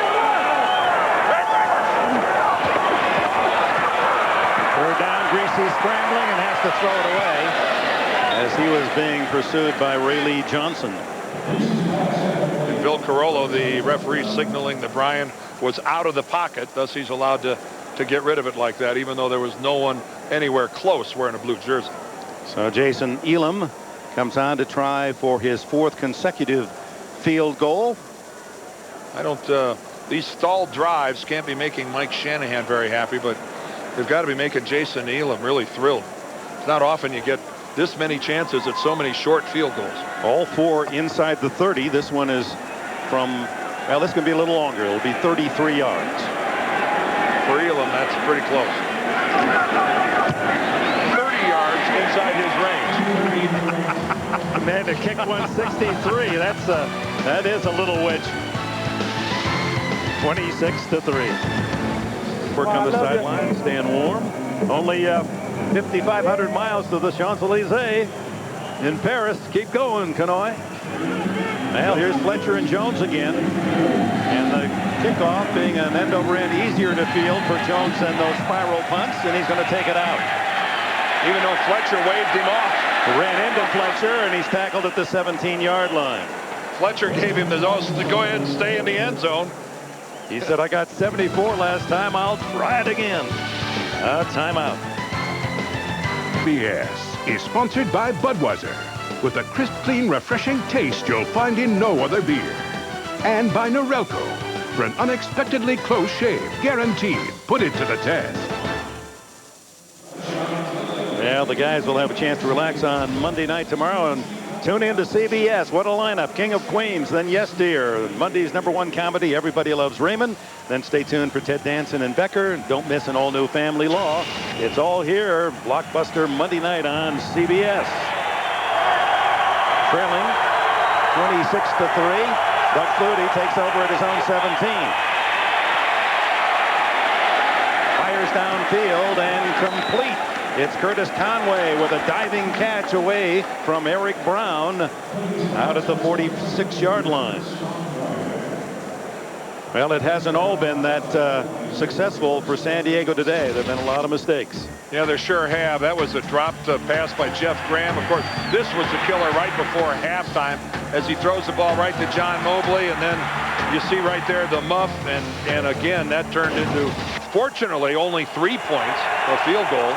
There you see but that 10 points directly off of those couple of turnovers. And San Diego had only allowed 6 points off turnovers in 8 games. Underneath with a flag down to Steve Hayden, the tight end, and he is to the Denver 40 if it counts. Bill Carollo, the referee, checking with his line judge, and it's a motion against San Diego.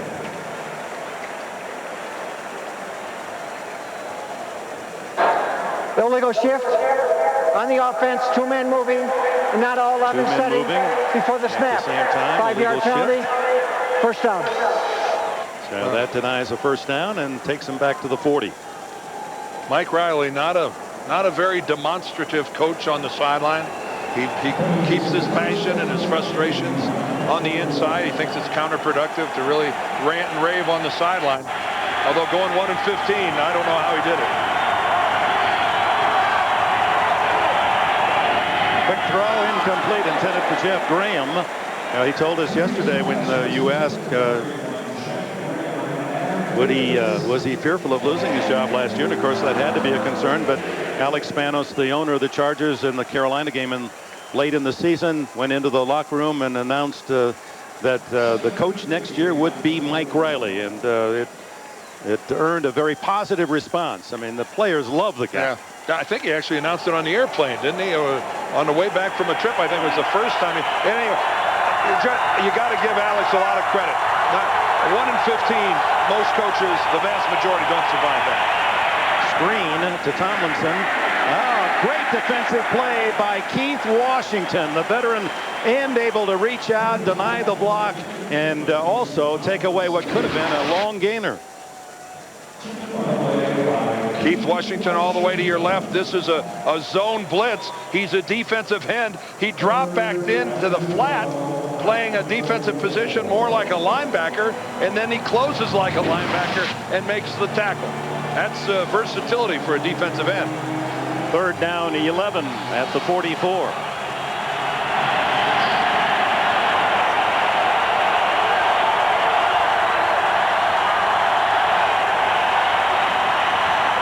Good protection. And now long, Flutie for Fred Jones, incomplete. No flag. It appeared that Jones was being tugged at as he headed upfield by Eric Brown, but no call. That had to be an optical illusion, Dick, because I was with you. It looked like Eric Brown was draped all over, right down here, lower left. No, he wasn't. He you know, it was his right hand just touched him on the hip, but then it was the case where Brown fell down. Oh, Jones obviously not at full speed as you saw him running downfield. Delta O'Neill at the other end of this Darren Bennett punt. Both punters have had unbelievable days. Look at this one. Oh, they love this thin air. It takes the bounce into the end zone. So Bennett will have a 56, but only 36 net on that one. Broncos have it again when we come back, leading by 23. Question of the week, what has been the most surprising aspect of the 2001 year? Emergence of Brady, Bears back-to-back OTs, the struggles of the Vikings and Randy Moss, overall strength of the FC Central. Just log on, cast your vote, NFL.com. First down play at the 20, and Terrell Davis for about 3 into the center of that Charger defense. Jason Perry came up to support against the run. Well, Dick, this is when you really fall back and you ask your offensive line to take control of the football game. You're protecting a 23-point lead. You'd just love to have some long drives, run the football, bang away, hammer away. And, of course, you know, this offensive line has been in this position in this ballpark many, many times. They've protected a lead here in Denver more often than they've had to come from behind. And they're all playing at a lighter weight, lighter in the wallet, as you've read. Throw by Greise into the flat is complete to Carter, and the fullback is out of bounds 1 yard shy of a first down, and Dan Neal was hit hardest of all as the flag is down on the play.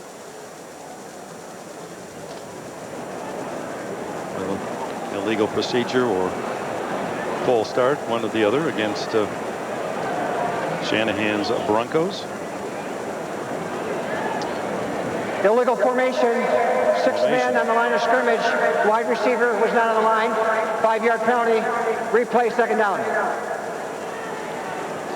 And Dan Neal, for a couple of leg whips against Oakland, was really hit hard this week. $67,000 to him, and there are the other fines. You see Neal hit twice, and Onabasa with a broken leg and Cox with a broken leg, and claims that there were illegal blocks from Denver linemen.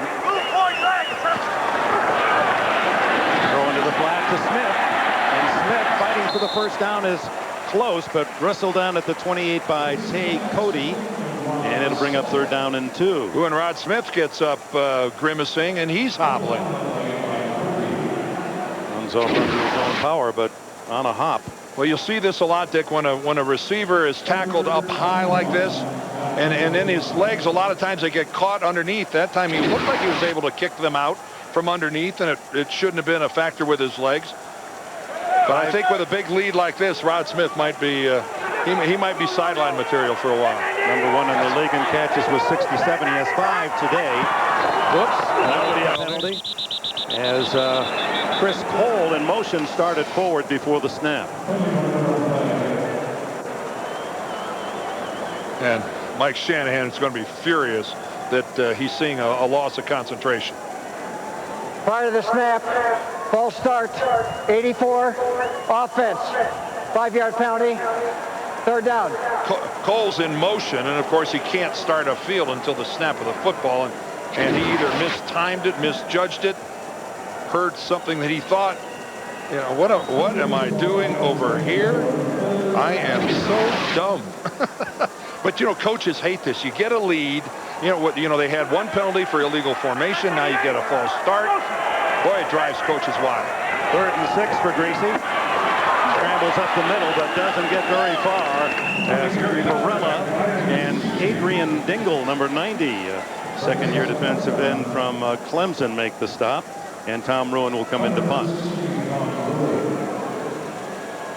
That will be ruled a sack. Ruin, look at the average, 62 yards, a couple of 62-yard punts by the man leading the league, coming in 47.3 yards a kick on the season. He's 0 for 2, Reggie, in punts. 2 attempts, 2 muffs. Well, he's doing for the punt what Dave Kingman did for the fly ball. This will be all eyes are on Reggie here. No, he's not going to try this. Wait till it bounces. That's a quick thinking man, and gets out across the 20-yard line. There's a way to skin a cat. Well, college ball, we got a doubleheader for you next Saturday, beginning at 3 Eastern. Day night, first, the Alabama Crimson Tide tangle the Auburn Tigers. Starts with Tim Brando and Spencer Tillman in college football today. And in prime time, Florida State rivalry resumes here on CBS. And who be calling that primetime game? Who? Whoa, that's our buddy Vern Lundquist there on the left, having a quality hang down there with Norv Turner. Colorado resident. Steamboat Springs, and a place here in Denver as well. That was down on the field about an hour and a half prior to kickoff this morning. Well, that's what announcers do when they have a Sunday off. Hey, try to find a game. When you're a football man, you're a football man. You love the game. There's that smile of Tomlinson, this time more in wonder. Yeah, it's a little tough to keep that happy, smiling attitude when you're down by 23 points at Mile High. Final seconds tick away here in the third quarter. 2nd down, 7. Tomlinson picks up the blitz. Flutie back to McCrary with a flag down, and McCrary hit at the 27-yard line. Denard Walker made the tackle. The flag thrown in the Denver secondary. Yeah, we're going to have an illegal use of hands, I think, against Denver. Illegal contact, 27, defense. Before the pass was thrown, 5-yard penalty from the previous spot. First down. That's Denard Walker right down there at the bottom of your screen. You get that chuck on a guy, but it's got to be within 5 yards. That was closer to 9 or 10. And to see again, that's just a loss of concentration. That's just not thinking. McCrary takes a hit. He's a great story. You know, a lot of players with $1 million contracts, and maybe some forget how great it is to play the game. Not McCrary. We'll share that story with you when we come back in the fourth quarter. End of 3. 26-3. The Broncos will return to Mile High in Denver right after this message and a word from your local station.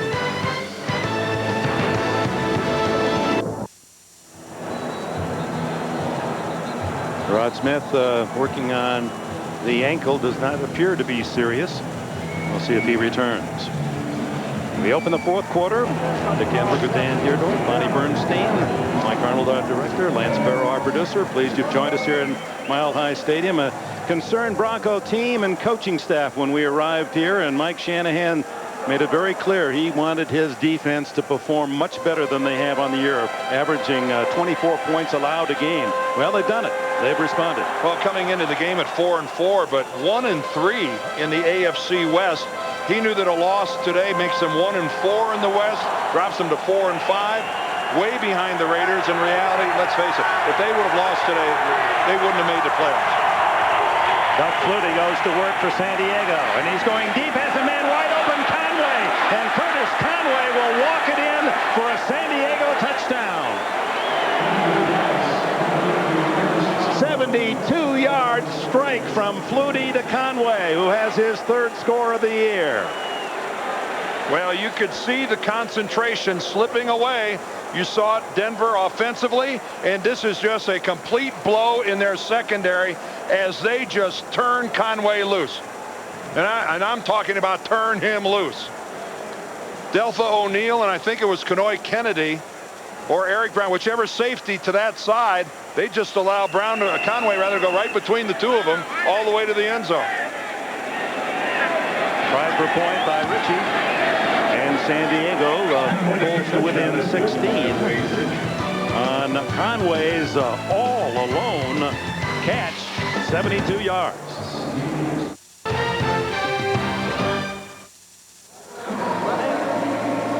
So the Broncos double-checking the coverage on that touchdown strike that left Curtis Conway all alone behind the Denver defense. And the 11 touchdowns as you add Conway's to the count. The most allowed by a defense in the NFL this year. The cornerbacks, that is. Chris Cole is back as Ritchie, who has replaced John Carney as the Charger place kicker because he hits the ball deep. And he gets into this one 5 yards deep. And Cole will kneel down and take the touchback. Let's go back to the touchdown, Dan. Well, here's Deltha O'Neal right here, the cornerback, and here's Conway right down. But O'Neal thinks he's got help. O'Neal is going to play like it's a zone defense. You're going to see right here, he releases Curtis Conway, thinking he's got help in the deep middle. He's got him right there, but he's going to come off of him, playing a zone. Well, guess what? It looks to me like he was the only guy on that defense that was playing a zone. No. That's just a mental error. It's just a lack of concentration, and Al Wilson's got every reason to be upset. On first down, give inside to Terrell Davis. So Davis, despite his injuries and the fact that, as Mike Shanahan called it, he's not football tough yet. Well, he's going to build some wealth today. He's had plenty of action, 22 carries, 84 yards. Gain of 2 on that play early in the fourth quarter, and the Denver lead down to 16.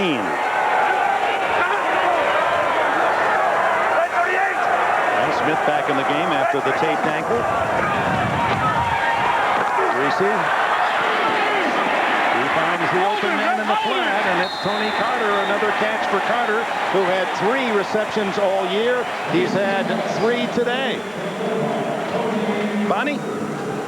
Well, Dick, we watched Terrell Davis, and he looks back to normal, but really his weekly routine is anything but. You want to know what he does during his lunch hour? He doesn't eat. He told us, I spend 10 to 15 minutes in the hot tub, then I get massaged, then I put on a whole ton of Flexol, then I put heat pads on, and then I go out to practice. Talk about somebody who really longs for the days where he could just strap the pads on and go. Well, there's a lot to how you take care of your body away from the game, and players are treating themselves. It's hardly hedonistic, so that they are fresh on the Sundays. John Perella makes another tackle. Davis, the carrier. Well, it's been a busy day for Terrell Davis. As many times as Dick has called him out, he's been the recipient of some mighty fine blocking as this game has gone on, but he's been active in the passing game, whether over the middle or catching a flare to the outside. But this former NFL most valuable player, it's just nice to see him showing some of the flashes of the guy who gained over 2,000 yards in second season. Greise has to scramble, and nobody comes over to push him out of bounds, so he just keeps running and is close to a first down out at the 46-yard line. Chargers hardly hustled to the ball. Well, he was getting, he had a receiver. I couldn't see the number. We'll see here on replay, who's on the sideline down in front of Brian Greise, and who's making a block on one of the Chargers. Is that Rod Smith? Yeah, Rod Smith. Look at him, how he ties up Tay Cody and keeps him from getting a hit on his quarterback. And again, we document what a complete player Rod Smith is. Well, talk about all pro. His catches, his blocks, and his leadership. 3rd and 1. Seau appeared to be offside. He was. Doesn't matter. Davis has the first down anyway across the 50 to the Charger 48. And Terrell looks like he needs some oxygen. Terrell looks like he'd like a trip to that hot tub right about now. Junior trying to time the blitz perfectly. He caught, unfortunately, Brian Greise in a longer snap count. Tried to time it, tried to judge it, and got foiled by the longer count. Defense, number 55, 5-yard penalty, first down. Junior Seau will never be late to the party. He might be early a couple times like he is right here, but he won't be late. And he takes a pretty good shot from Tony Carter for his trouble of being offsides. Tony Carter put a hat right in his chest. Seau is a tremendous athlete in northern San Diego County, Oceanside, California. He was the San Diego Basketball Player of the Year in high school. Shows you his great agility. It is Mike Anderson who is in now to give Terrell Davis a breather. And Anderson leads the Broncos this year in rushing, 442 yards coming in. Solid average, 4.2, trying to make it another 1,000-yard season. He's gained 1,000 yards every team for whom or for which he has played in his career. Junior college, University of Utah, and then here in the NFL. And he did some yeoman work for the Marines in between there. Yes, indeed. 4 years. Not a bad ball carrier for a drummer in high school. Didn't play any high school ball. Fake, and then Greise lets it go, and this is a live ball. Ray Johnson's going to take it all the way to the end zone. Oh my, this kind of changes the complexion of this game. Greise in trying to elude the sack as Gerald Dixon had come in on a blitz, just kind of threw it up for grabs, and it bounced kindly to Ray Lee Johnson. And San Diego's going to go for 2 to try to get within 8 points so that one more score and a 2-point conversion would tie it up. Brian turns around and is just startled by the fact that he's looking at Dixon right in his face. Dixon sees this all the way. Instead of flattening out and going down the line, Gerald continued up the field, and Greasy's so startled he just spits up the ball. Does the ball hit his knee or something? No, it's like was he trying to throw it? He just flipped it. And it wasn't a good enough attempt as a pass, even to take a penalty. They ruled it a fumble all the way, and Ray Lee Johnson with a 45-yard run to score. It's like all of a sudden that football was 300 degrees or something, and he just flipped it out of his hand. So the score now is 26-16. Well, and that's why they're going for 2, Dick, because if they make it 26-18, then a touchdown and a 2-pointer would send this game into overtime. And plenty of time left, just under 11 minutes. Now they're going to challenge the call. Is that we couldn't hear Bill Carollo's announcement. His field mic hasn't been working all game. They can't possibly rule that a forward pass.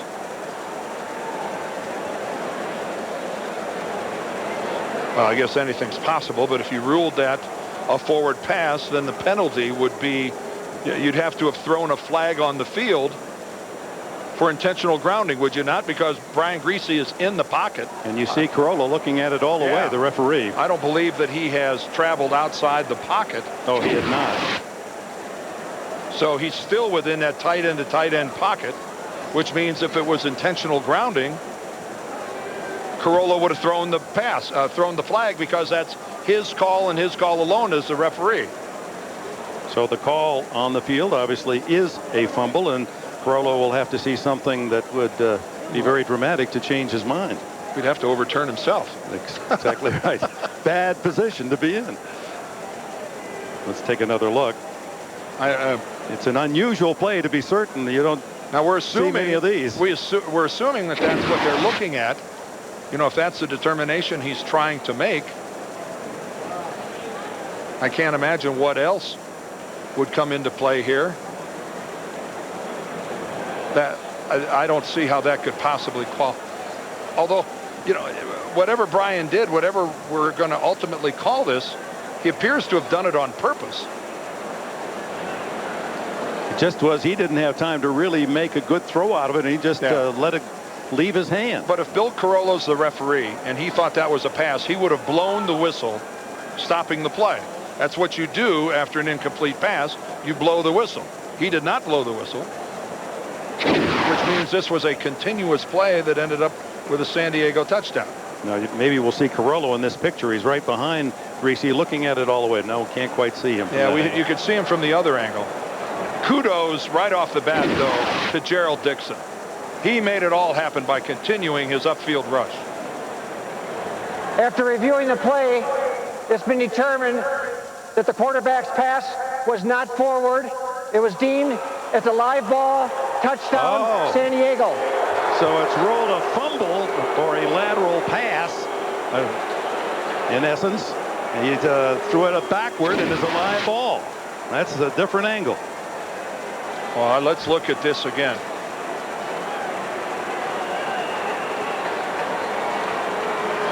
Well, he's calling that a backwards pass. I would have challenged that, but not the other. Well, that's, you know, he called it. Bill Carollo called it a pass. But now the two-point try, very critical to make this a possibility. A toss to Tomlinson, trying to get into the end zone. He does not. It was should have hit. Check it. It was Fred McMurray. Fred McMurray with the toss, trying to sweep. And he's denied at the goal line. 26-16 it remains. Well, the Chargers denied on the two-point conversion as Terrell Fletcher stopped at the 1-yard line by Eric Brown. Solid tackle, and it's 26-16 now. A 10-point game. And, of course, 10 points in San Diego mistakes. The interception by Doug Flutie just prior to halftime. The muffed punt. And look what we've got. The 10-point differential in this ballgame. Ritchie to kick it off to Chris Cole. There's a line drive. And 8-yard Steve. Cole will take the touchback. Now let's go back to the two-point conversion. Well, this would have made it a one-score to tie deal here. But this is just, look at the flow. And, you know, you almost sensed that at the last second right there that Fletcher had to make a decision at some time to just really sell out in going for the end zone. And he just kept going parallel to the line of scrimmage for so long that by the time he got to the sideline, he never did get to turn his shoulders upfield. Terrell Davis back in at tailback, and Greise to throw on first down. Fires complete. Beckett made the tackle as Desmond Clark with the reception, a short gainer of about 4 or 5. Well, right now, defensively, San Diego, even with all the injured personnel, they've got to be charged a little bit right now. I mean, they've got to see that this is a winnable football game, even with all the mistakes that they have made. If we ought to see some sort of an energy pickup here on the part of the Chargers defensively. A 3-and-out here would be huge for them. Davis can't get around the corner, but breaks the tackle and then is dropped for a loss of 3. It'll be 3rd down and 8 at the 22. Leonardo Carson makes the play. Well, we talked before about the San Diego defensive line needing to get upfield and take away those lanes. Well, they just destroyed the point of attack. The surge belonged to the guys in the white right there, and Terrell Davis nowhere to go. Carson, who's in the lineup, Jamal Williams injured earlier this year, and Coach Mike Riley said, I give him an A on his performance the first half of this season. 3rd and 8. Greise under pressure, scrambling, and dives, but fumbles the ball, and it goes out of bounds. They're running the ball down anyway at the 29-yard line, just short of the first down. It was Carson again pressuring Greise out of the pocket. Boy, what a job by Brian Greise of selling out, trying to pick up the first down. But gee whiz, for a guy who's got bad shoulders, what a risk. What a risk as he dives head first like that. Boy, were his knees down when that ball came out? That was pretty close. It wouldn't matter because even had it gone out of bounds at the 31, they would have brought it back to the 29, and we'd have this same situation, 4th and 1. And Mr. Adventure, Reggie Jones, goes back into return position for Tom Ruin's punt. Mr. Adventure? Well, he's got two muffs and wisely let one bounce, which he handled cleanly. And Ruin has just been kicking the air out of the ball today. Chargers look as if they're going to go after the punt. Shorter kick this time. Jones lets it go. He doesn't want anything to do with that, catching it on the fly. And at the 18-yard line, it's down by Denver. Plenty of time, 8.5 minutes left. Denver's lead has shrunk to 10. Chargers have made it interesting, and they have the ball at their 19. Yeah, they've maximized their plays, haven't they? 13 points off of one offensive play. 72-yard touchdown pass to Conway, and a fumble return, 45 yards by Rayleigh Johnson. Flutie goes to the sidelines, and it's complete to LaDainian Tomlinson, who is knocked out of bounds by Denard Walker. At the 27-yard line, a gain of about 8. Well, you want to move to the huddle with some urgency, but there's really no need to run any sort of a panic offense. There's a lot of time left in this game, and Doug Flutie, he won't rattle. Chargers have all 3 timeouts. Quick throw, incomplete through the hands of Reggie Jones. Jones comes up limping. And it's been a lot of action here in the 4th quarter. Here's the pass that Dick just talked about to a wide-open Curtis Conway. The mistake in the Denver secondary. And then Brian Greise, startled, surrenders the football. Ruled a backward pass, and Rayleigh Johnson just trots on down to the end zone. And it's, again, you saw it, 13 points off of one offensive play. 3rd and 3, inside handoff to Fletcher, and Terrell Fletcher out to the 43-yard line and a first down. The 3rd down back, and Tomlinson told us yesterday that make it easier for him as a rookie. Norv Turner said you won't be in there on 3rd downs. Boy, this was just a good-looking delay. You saw left tackle Damian McIntosh pull up through the line. And right now, you sense a lot of uneasiness here at Invesco Field at Mile High. Fletcher out, Tomlinson in. They're a little startled to see this San Diego comeback. Flutie steps up, down the middle, intercepted, picked off by Eric Brown. No, it is George Coghill, or are they going to call it a... No, they're calling it an interception. Coghill, who is playing because Kenoy Kennedy is injured, and he makes a shoestring diving catch. Well, you know they're going to take a close look at the replay we're about to bring up. We'll see if Riley challenges. Time out. Well, George Coghill comes up with the interception, and we've looked at it from about 4 different angles and see nothing that would overturn it. He just looked like he did a great job of digging out the football. Some confusion there in Freddie Jones and the pattern that he was running. Doug Flutie thought he was going to break it off, threw it to a point. Jones continued downfield. 3rd career interception for Coghill, and now the Broncos will try to chew up some clock. Leading by 10 and 7 minutes, 18 seconds left. Yeah, when you look at this from behind, see Freddie Jones going down the field there, and either he expected Jones to break off to the right or Curtis Conway to break to his left, one or the other. Chester McLaughlin, he said, I just want to see. Flutie said, just let me see what's happening. Yeah, either between Conway or Jones, there was a miscommunication with their quarterback. Caught in the backfield, Terrell Davis, and a flag goes down as Junior Seau and Rayleigh Johnson make the stop. Holding Denver. Well, the Chargers ranked 2nd in the NFL in turnover ratio, plus 12. Holding 70. Offense, that penalty is declined. 3rd down. But they're a -2 today. After last year being last in the NFL, -28. They gave up the ball 50 times last year.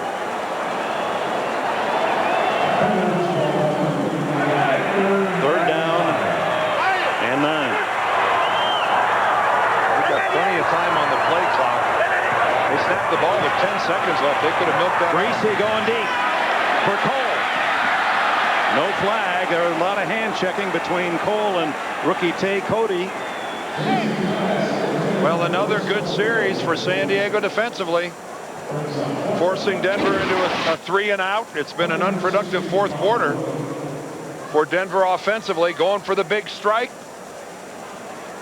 And just good coverage. That's just plain old good coverage. And Brian Greise had no choice but to put enough air under that ball that it couldn't be intercepted. Nobody back for San Diego. 11 men on the line of scrimmage as Ruinson bunted. Might be an improvement. He drives it deep. Will it go in the end zone? No. Beautifully. Backspin stopped at the 5-yard line by Ian Gold. How good is that? Ruin has had a brilliant day punting the football. That one was for 56 yards. Bonnie? Well, Dick, Ed McCaffrey's been hobbling here along the sidelines. Of course, he broke his leg in the first game of the season. He's out for the rest of the year. Now, you and Rod Smith have been on this team together for 7 years. This must be kind of tough for you to be out an extended period of time. It really is. It takes a lot of time to develop chemistry and friendships. And Rod and I really felt like we're at the peak of our careers. And really we're getting along great. And, Rod continues to play unbelievably well. Best receiver in football. It's tough not being out there with him. Give me a sense of your progress and what you're able to do right now. Well, I'm allowed to walk around normally without a boot, which is good. And I've been converted from a player to a #1 fan. Still watching the game. But I'm losing my voice a little bit. It means a lot to just be down here and feel like I'm still part of the team. Right, Ed, thank you. Flutie hit in the end zone as he tried to pass by Bill Romanowski. Well, and they're not calling intentional grounding. Doug Flutie is not even looking at where he's throwing the football. Intentional grounding in the end zone would have been a safety. LaDainian Tomlinson was in the general area, but that certainly was just a get it out of my hands throw. Doug was looking at the ground when he threw that ball. Mike Shanahan has every reason to be furious. Not reviewable. No, it's a judgment call. It's not reviewable. And the crowd really roaring, and the Chargers having difficulty hearing the signal. I think Bill Carollo's, he got buzzed, I think, by Mike Shanahan, but I don't think it's a judgment call.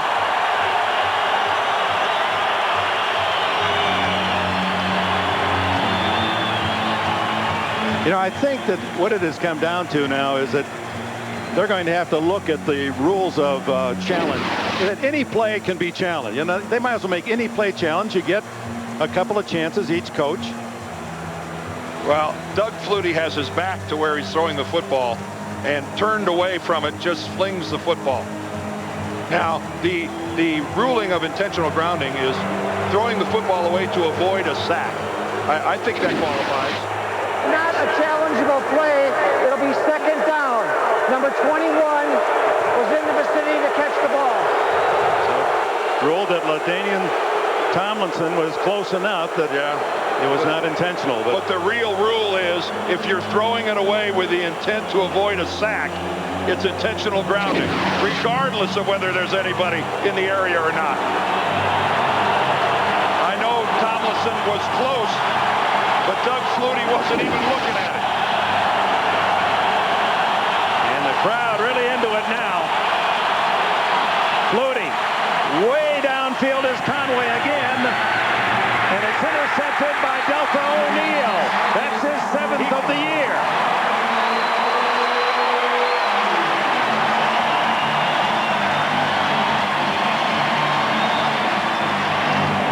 Well, it's just a jump ball. And my first impression was that Curtis Conway went up too soon. Watch when Curtis Conway decides to elevate for this ball. Does he go up a little too early? Yes, he's on his way back down when the ball finally arrives. And Deltha O'Neal is the guy whose hands remain in position to intercept the ball. Curtis just goes up just a hair too soon. A good effort on his part, but just a little bit mistimed.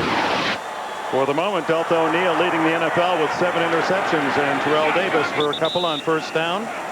The last time we were here, against Kansas City. O'Neal had 1, had 2, had 3, had 4 interceptions to tie the all-time NFL mark. And got all of them off of Trent Green, the Kansas City quarterback. Although I think he would have told us that he would have loved to have had one of those on Monday night, because the Raiders pretty much they pretty much made it a tough night for Deltha O'Neal, who played in the Bay Area at California. Conway was open, but that was such a long throw that Flutie didn't quite get it to him. Here's Terrell Davis into San Diego territory at the 49.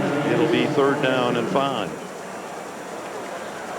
5-minute mark coming up in the 4th quarter with Denver once leading by 23, now protecting that 10-point lead. But here in the 4th quarter, since cutting the lead to 10, San Diego's had 2 possessions that have ended in interceptions in Denver territory. Remember that first series that Denver had where we talked about it looked like they'd lost their focus a little bit? Boy, talk about a precursor of what was to come. Exactly, right on.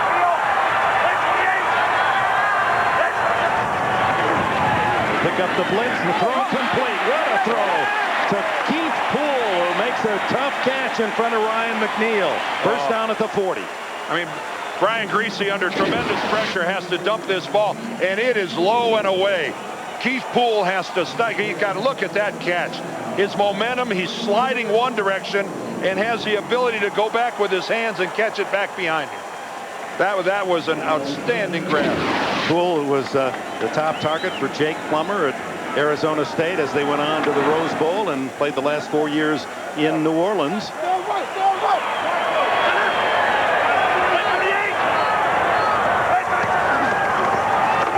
Terrell Davis, and he just looked as if he stopped, not knowing if he was going to lose the ball. He almost lost his head as Junior Seau was there to greet him. Tonight on CBS, of course, it's 60 Minutes, and what is it that caused those nightmares that terrified New York's iron tough police commissioner? He's going to tell you tonight on 60 Minutes, and that'll be followed by the new hit series, The Education of Max Bickford, and don't miss the I Love Lucy 50th anniversary special. That ought to be great viewing tonight on CBS. Can you ever look at one of those I Love Lucy and not laugh? Talk about timeless humor. 20-minute time difference of possession to Denver. There's a throw underneath, complete to Davis, and Davis stopped at the 36-yard line by Tay Cody.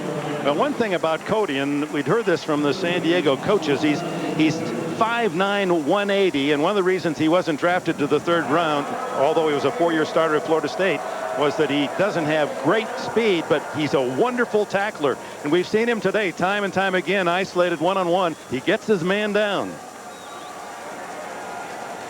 Timeout, the first used by San Diego.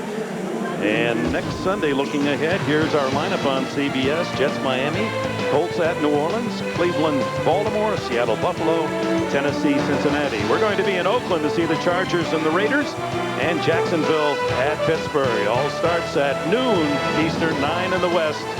Where'd this guy come from?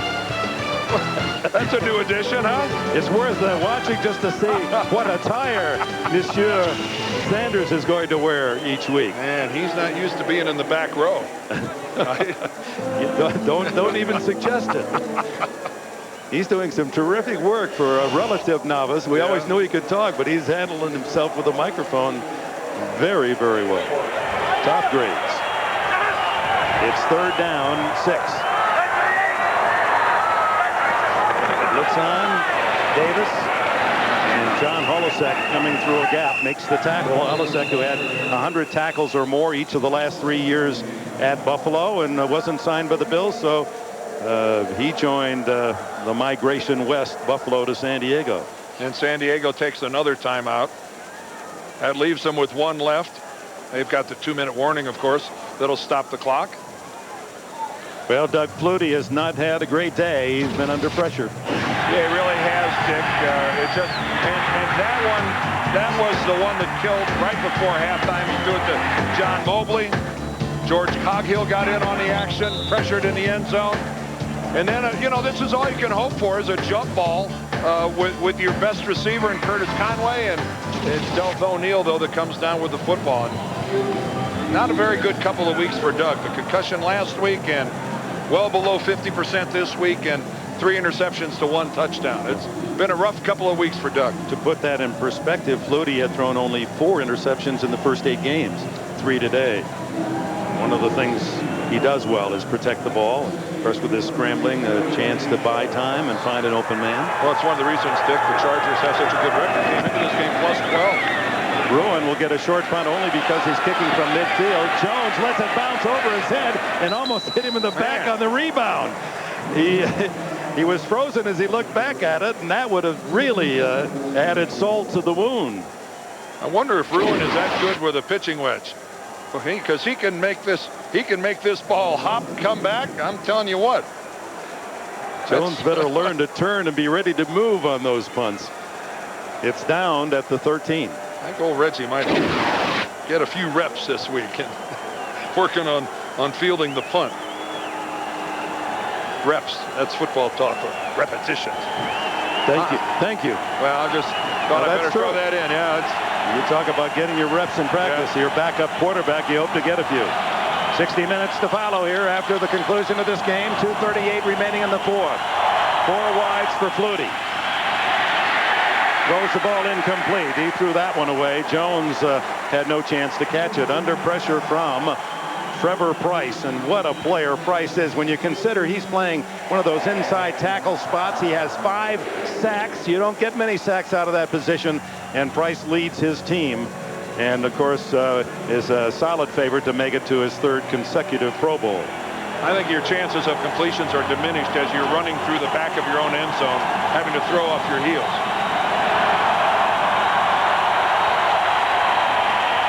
Second and 10. Fletcher playing on a bad ankle, tackled at the 15, gain of 2. Denard Walker made the tackle, and Flutie trying to hurry his team to the line of scrimmage with 2:20 left in the 4th quarter. Denver by 10. Broncos had a big lead at halftime, 20-0. Built that to 26-3 in the 3rd quarter. Flutie fires, intercepted. It's Jimmy Spencer, the veteran corner. His first as a Bronco. He's a former Charger, his 24th in his career. And the 4th interception of the day for Doug Flutie. Hey, you got to try to make something happen. He's trying to get the ball to Jeff Graham. There's Graham in the slot, makes his break to the sideline, but I don't know if Doug was expecting Denver to be in a man-to-man defense, but they're sitting in a zone, and Jimmy Spencer just sits there and waits for Graham to get close, and the football comes right to him. So 3 of the 4 interceptions here in the 4th quarter after the Chargers had closed to within 10. I mean, the chances of seeing man-to-man coverage in this type of a situation where you're protecting the lead are slim and slimmer than slim. San Diego has only 1 timeout plus the 2-minute warning. Terrell Davis and Rogers Beckett strips him of the ball. And what's the call? Oh, this is going to be, it was possession game before he went out of bounds. Denver apparently recovered. Ryan McNeil was the man all over it for San Diego, and it's ruled Denver's ball at the 21. And that's the 2-minute warning. 1:55 left. The Broncos have a 10-point lead. Here is Ryan McNeil when he gets possession of this fumble is out of bounds. You'll see that his leg is out of bounds as he's going after the ball. Look at his right leg. You see his right leg and his right foot are out of bounds. That's why Denver retains possession of the football, Dick. Yeah, but McNeil, a good strip there, and for the Denver Broncos, this win will encourage their hopes to maybe catch the Raiders, who play tonight in Seattle, but the Raiders certainly look to be the class of the West thus far. Yeah, they really do. This was kind of a sloppy game by both teams. They're both going to come out of this with the same record. They will have split their series here this season. So I think both of these teams have a lot of work to do, and I agree with you, Dick, to catch the Raiders. Terrell Davis with a carry on first down, and let's check on other actions. Let's go to Jim in New York. All right, thank you very much, Dick. The Giants win in the desert. Here's a touchdown pass, Collins to Hilliard. But the big story was Tiki Barber today, 118 rushing yards. Giants win it 17-10, 5-4 now in the year. Minnesota next week. Back to you. And that moves them into first place in the NFC East ahead of Philadelphia, defeated today as the Chargers spend their final timeout. And let's look at the AFC Western standings with Oakland playing tonight at Seattle and a perfect record in the division. Seahawks are 3-4, and San Diego and Denver will both be 5-4 based on the Broncos closing out the final minute and 48 seconds. Well, not only is Oakland the class of the division, I think a lot of people would say that they're the class of the entire AFC. They just seem to be the team, both in all three facets of the game, offense, defense, and special teams, that seem to have a leg up on everybody. Seems like the Cardinals in the NFC and the Raiders in the AFC. You know, it's funny you should say that. That's really what most people were thinking. Most people in need of a long vacation. Looking ahead to New Orleans. Davis, as the Broncos stay on the ground, just protecting the ball and smothered by quintet of white jerseys. Now, Dick, when you said Cardinals, were you tugging my chain? No. Or were you talking about the St. Louis Rams? St. Louis Rams, but see, I just thought it would bring up a conversation about your great Cardinal career. See, I thought, I took it that you were yanking me a little bit, and I still think you were. Well, nobody's perfect. And I wouldn't be the first time. But the Rams and the Raiders do seem to be right now the teams to beat for the no question big prize. They would be, and of course, a lot of folks in Baltimore are going, excuse me, are we not the defending champions? Timeout called by Greise at 1 second mark, although it ticked to 0. And we'll see if they go for a field goal. Tonight on CBS, 60 Minutes. And then the education of Max Bickford, one of the popular new shows. And don't miss at 9 o'clock Eastern, 9 o'clock in the West as well, the 50th anniversary special, I Love Lucy, one of the most talented comedians in the history of show business. And just that look alone, you know you're going to have a lot of fun tonight.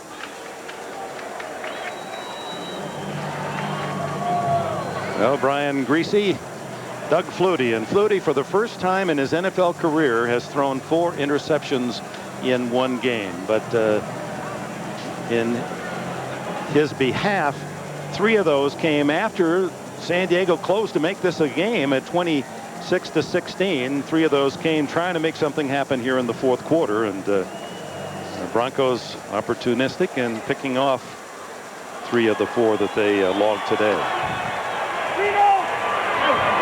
John, hustle out, John, hustle out, Fourth John. down and not going for a field goal. Mike Shanahan doesn't want to risk the possibility of a block. It's 4th and 10. Fake, and Greise has a man open, but doesn't throw it. He's run out of bounds. No, he stays in bounds, but on the change of possession, the clock will stop. 55 seconds left. So Flutie and the Chargers are back out for a desperation try, trailing by 10 as most of the faithful here in Denver headed for the highways. Well, I think Mike Shanahan had to be thinking that with no timeouts, that San Diego, you're asking the impossible to score twice in 55 seconds, given the fact that they're starting inside their own 15. The best chance to score would have been a blocked field goal that you could take back the other way. Right. So he weighed I think he weighed the negatives there. What could have happened on the field goal versus putting them with the football, but 2 scores necessary. Jeff Graham left and Conway right, with Reggie Jones in the slot. And it's incomplete through the hands of Terrell Fletcher as Flutie had to throw around and on rushing defensive lineman Trevor Price. Price has had a huge game. Yeah, he certainly has. A lot of pressure from the Bronco front 4, getting upfield, getting in Doug's face. And of course, let's face it, Doug, not the tallest quarterback in the league. And so defensive linemen know that. They know that you want to seal him, keep him in the middle, and then get in his face. 51 seconds left. To the side, incomplete through the hands of Freddie Jones, and you could see he's really favoring that ankle. Jones, who had a huge season last year, 71 catches to lead the Chargers, 5 touchdowns also to lead, but this year only 19 catches.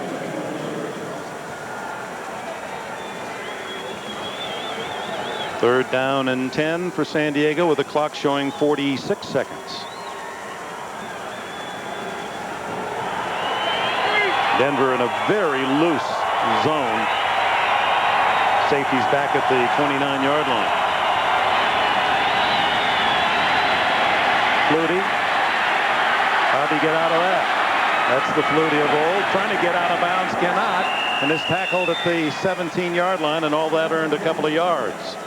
Denard Walker made the stop. Doug starts walking towards the San Diego sideline. Out of habit, expecting the punting team to go on, but I don't think San Diego's, I don't know that they're going to punt here. Leon Lett had him for a moment for a sack, but Flutie able to extricate himself from his grasp, and now 4th down and possibly the last play for Mike Riley. Yeah, they're just going to let it go. And they will. Final seconds tick away, and the Denver Broncos have moved into a tie with San Diego at 5-4 in the AFC West. A hard-earned win for Mike Shanahan. Was easy for a while, 26-3, and then the explosion with 2 touchdowns scored on 1 play by San Diego. 1 scrimmage play. They got a backward lateral for a touchdown that made it interesting for a while for San Diego fans. Stay tuned now. We got 60 minutes.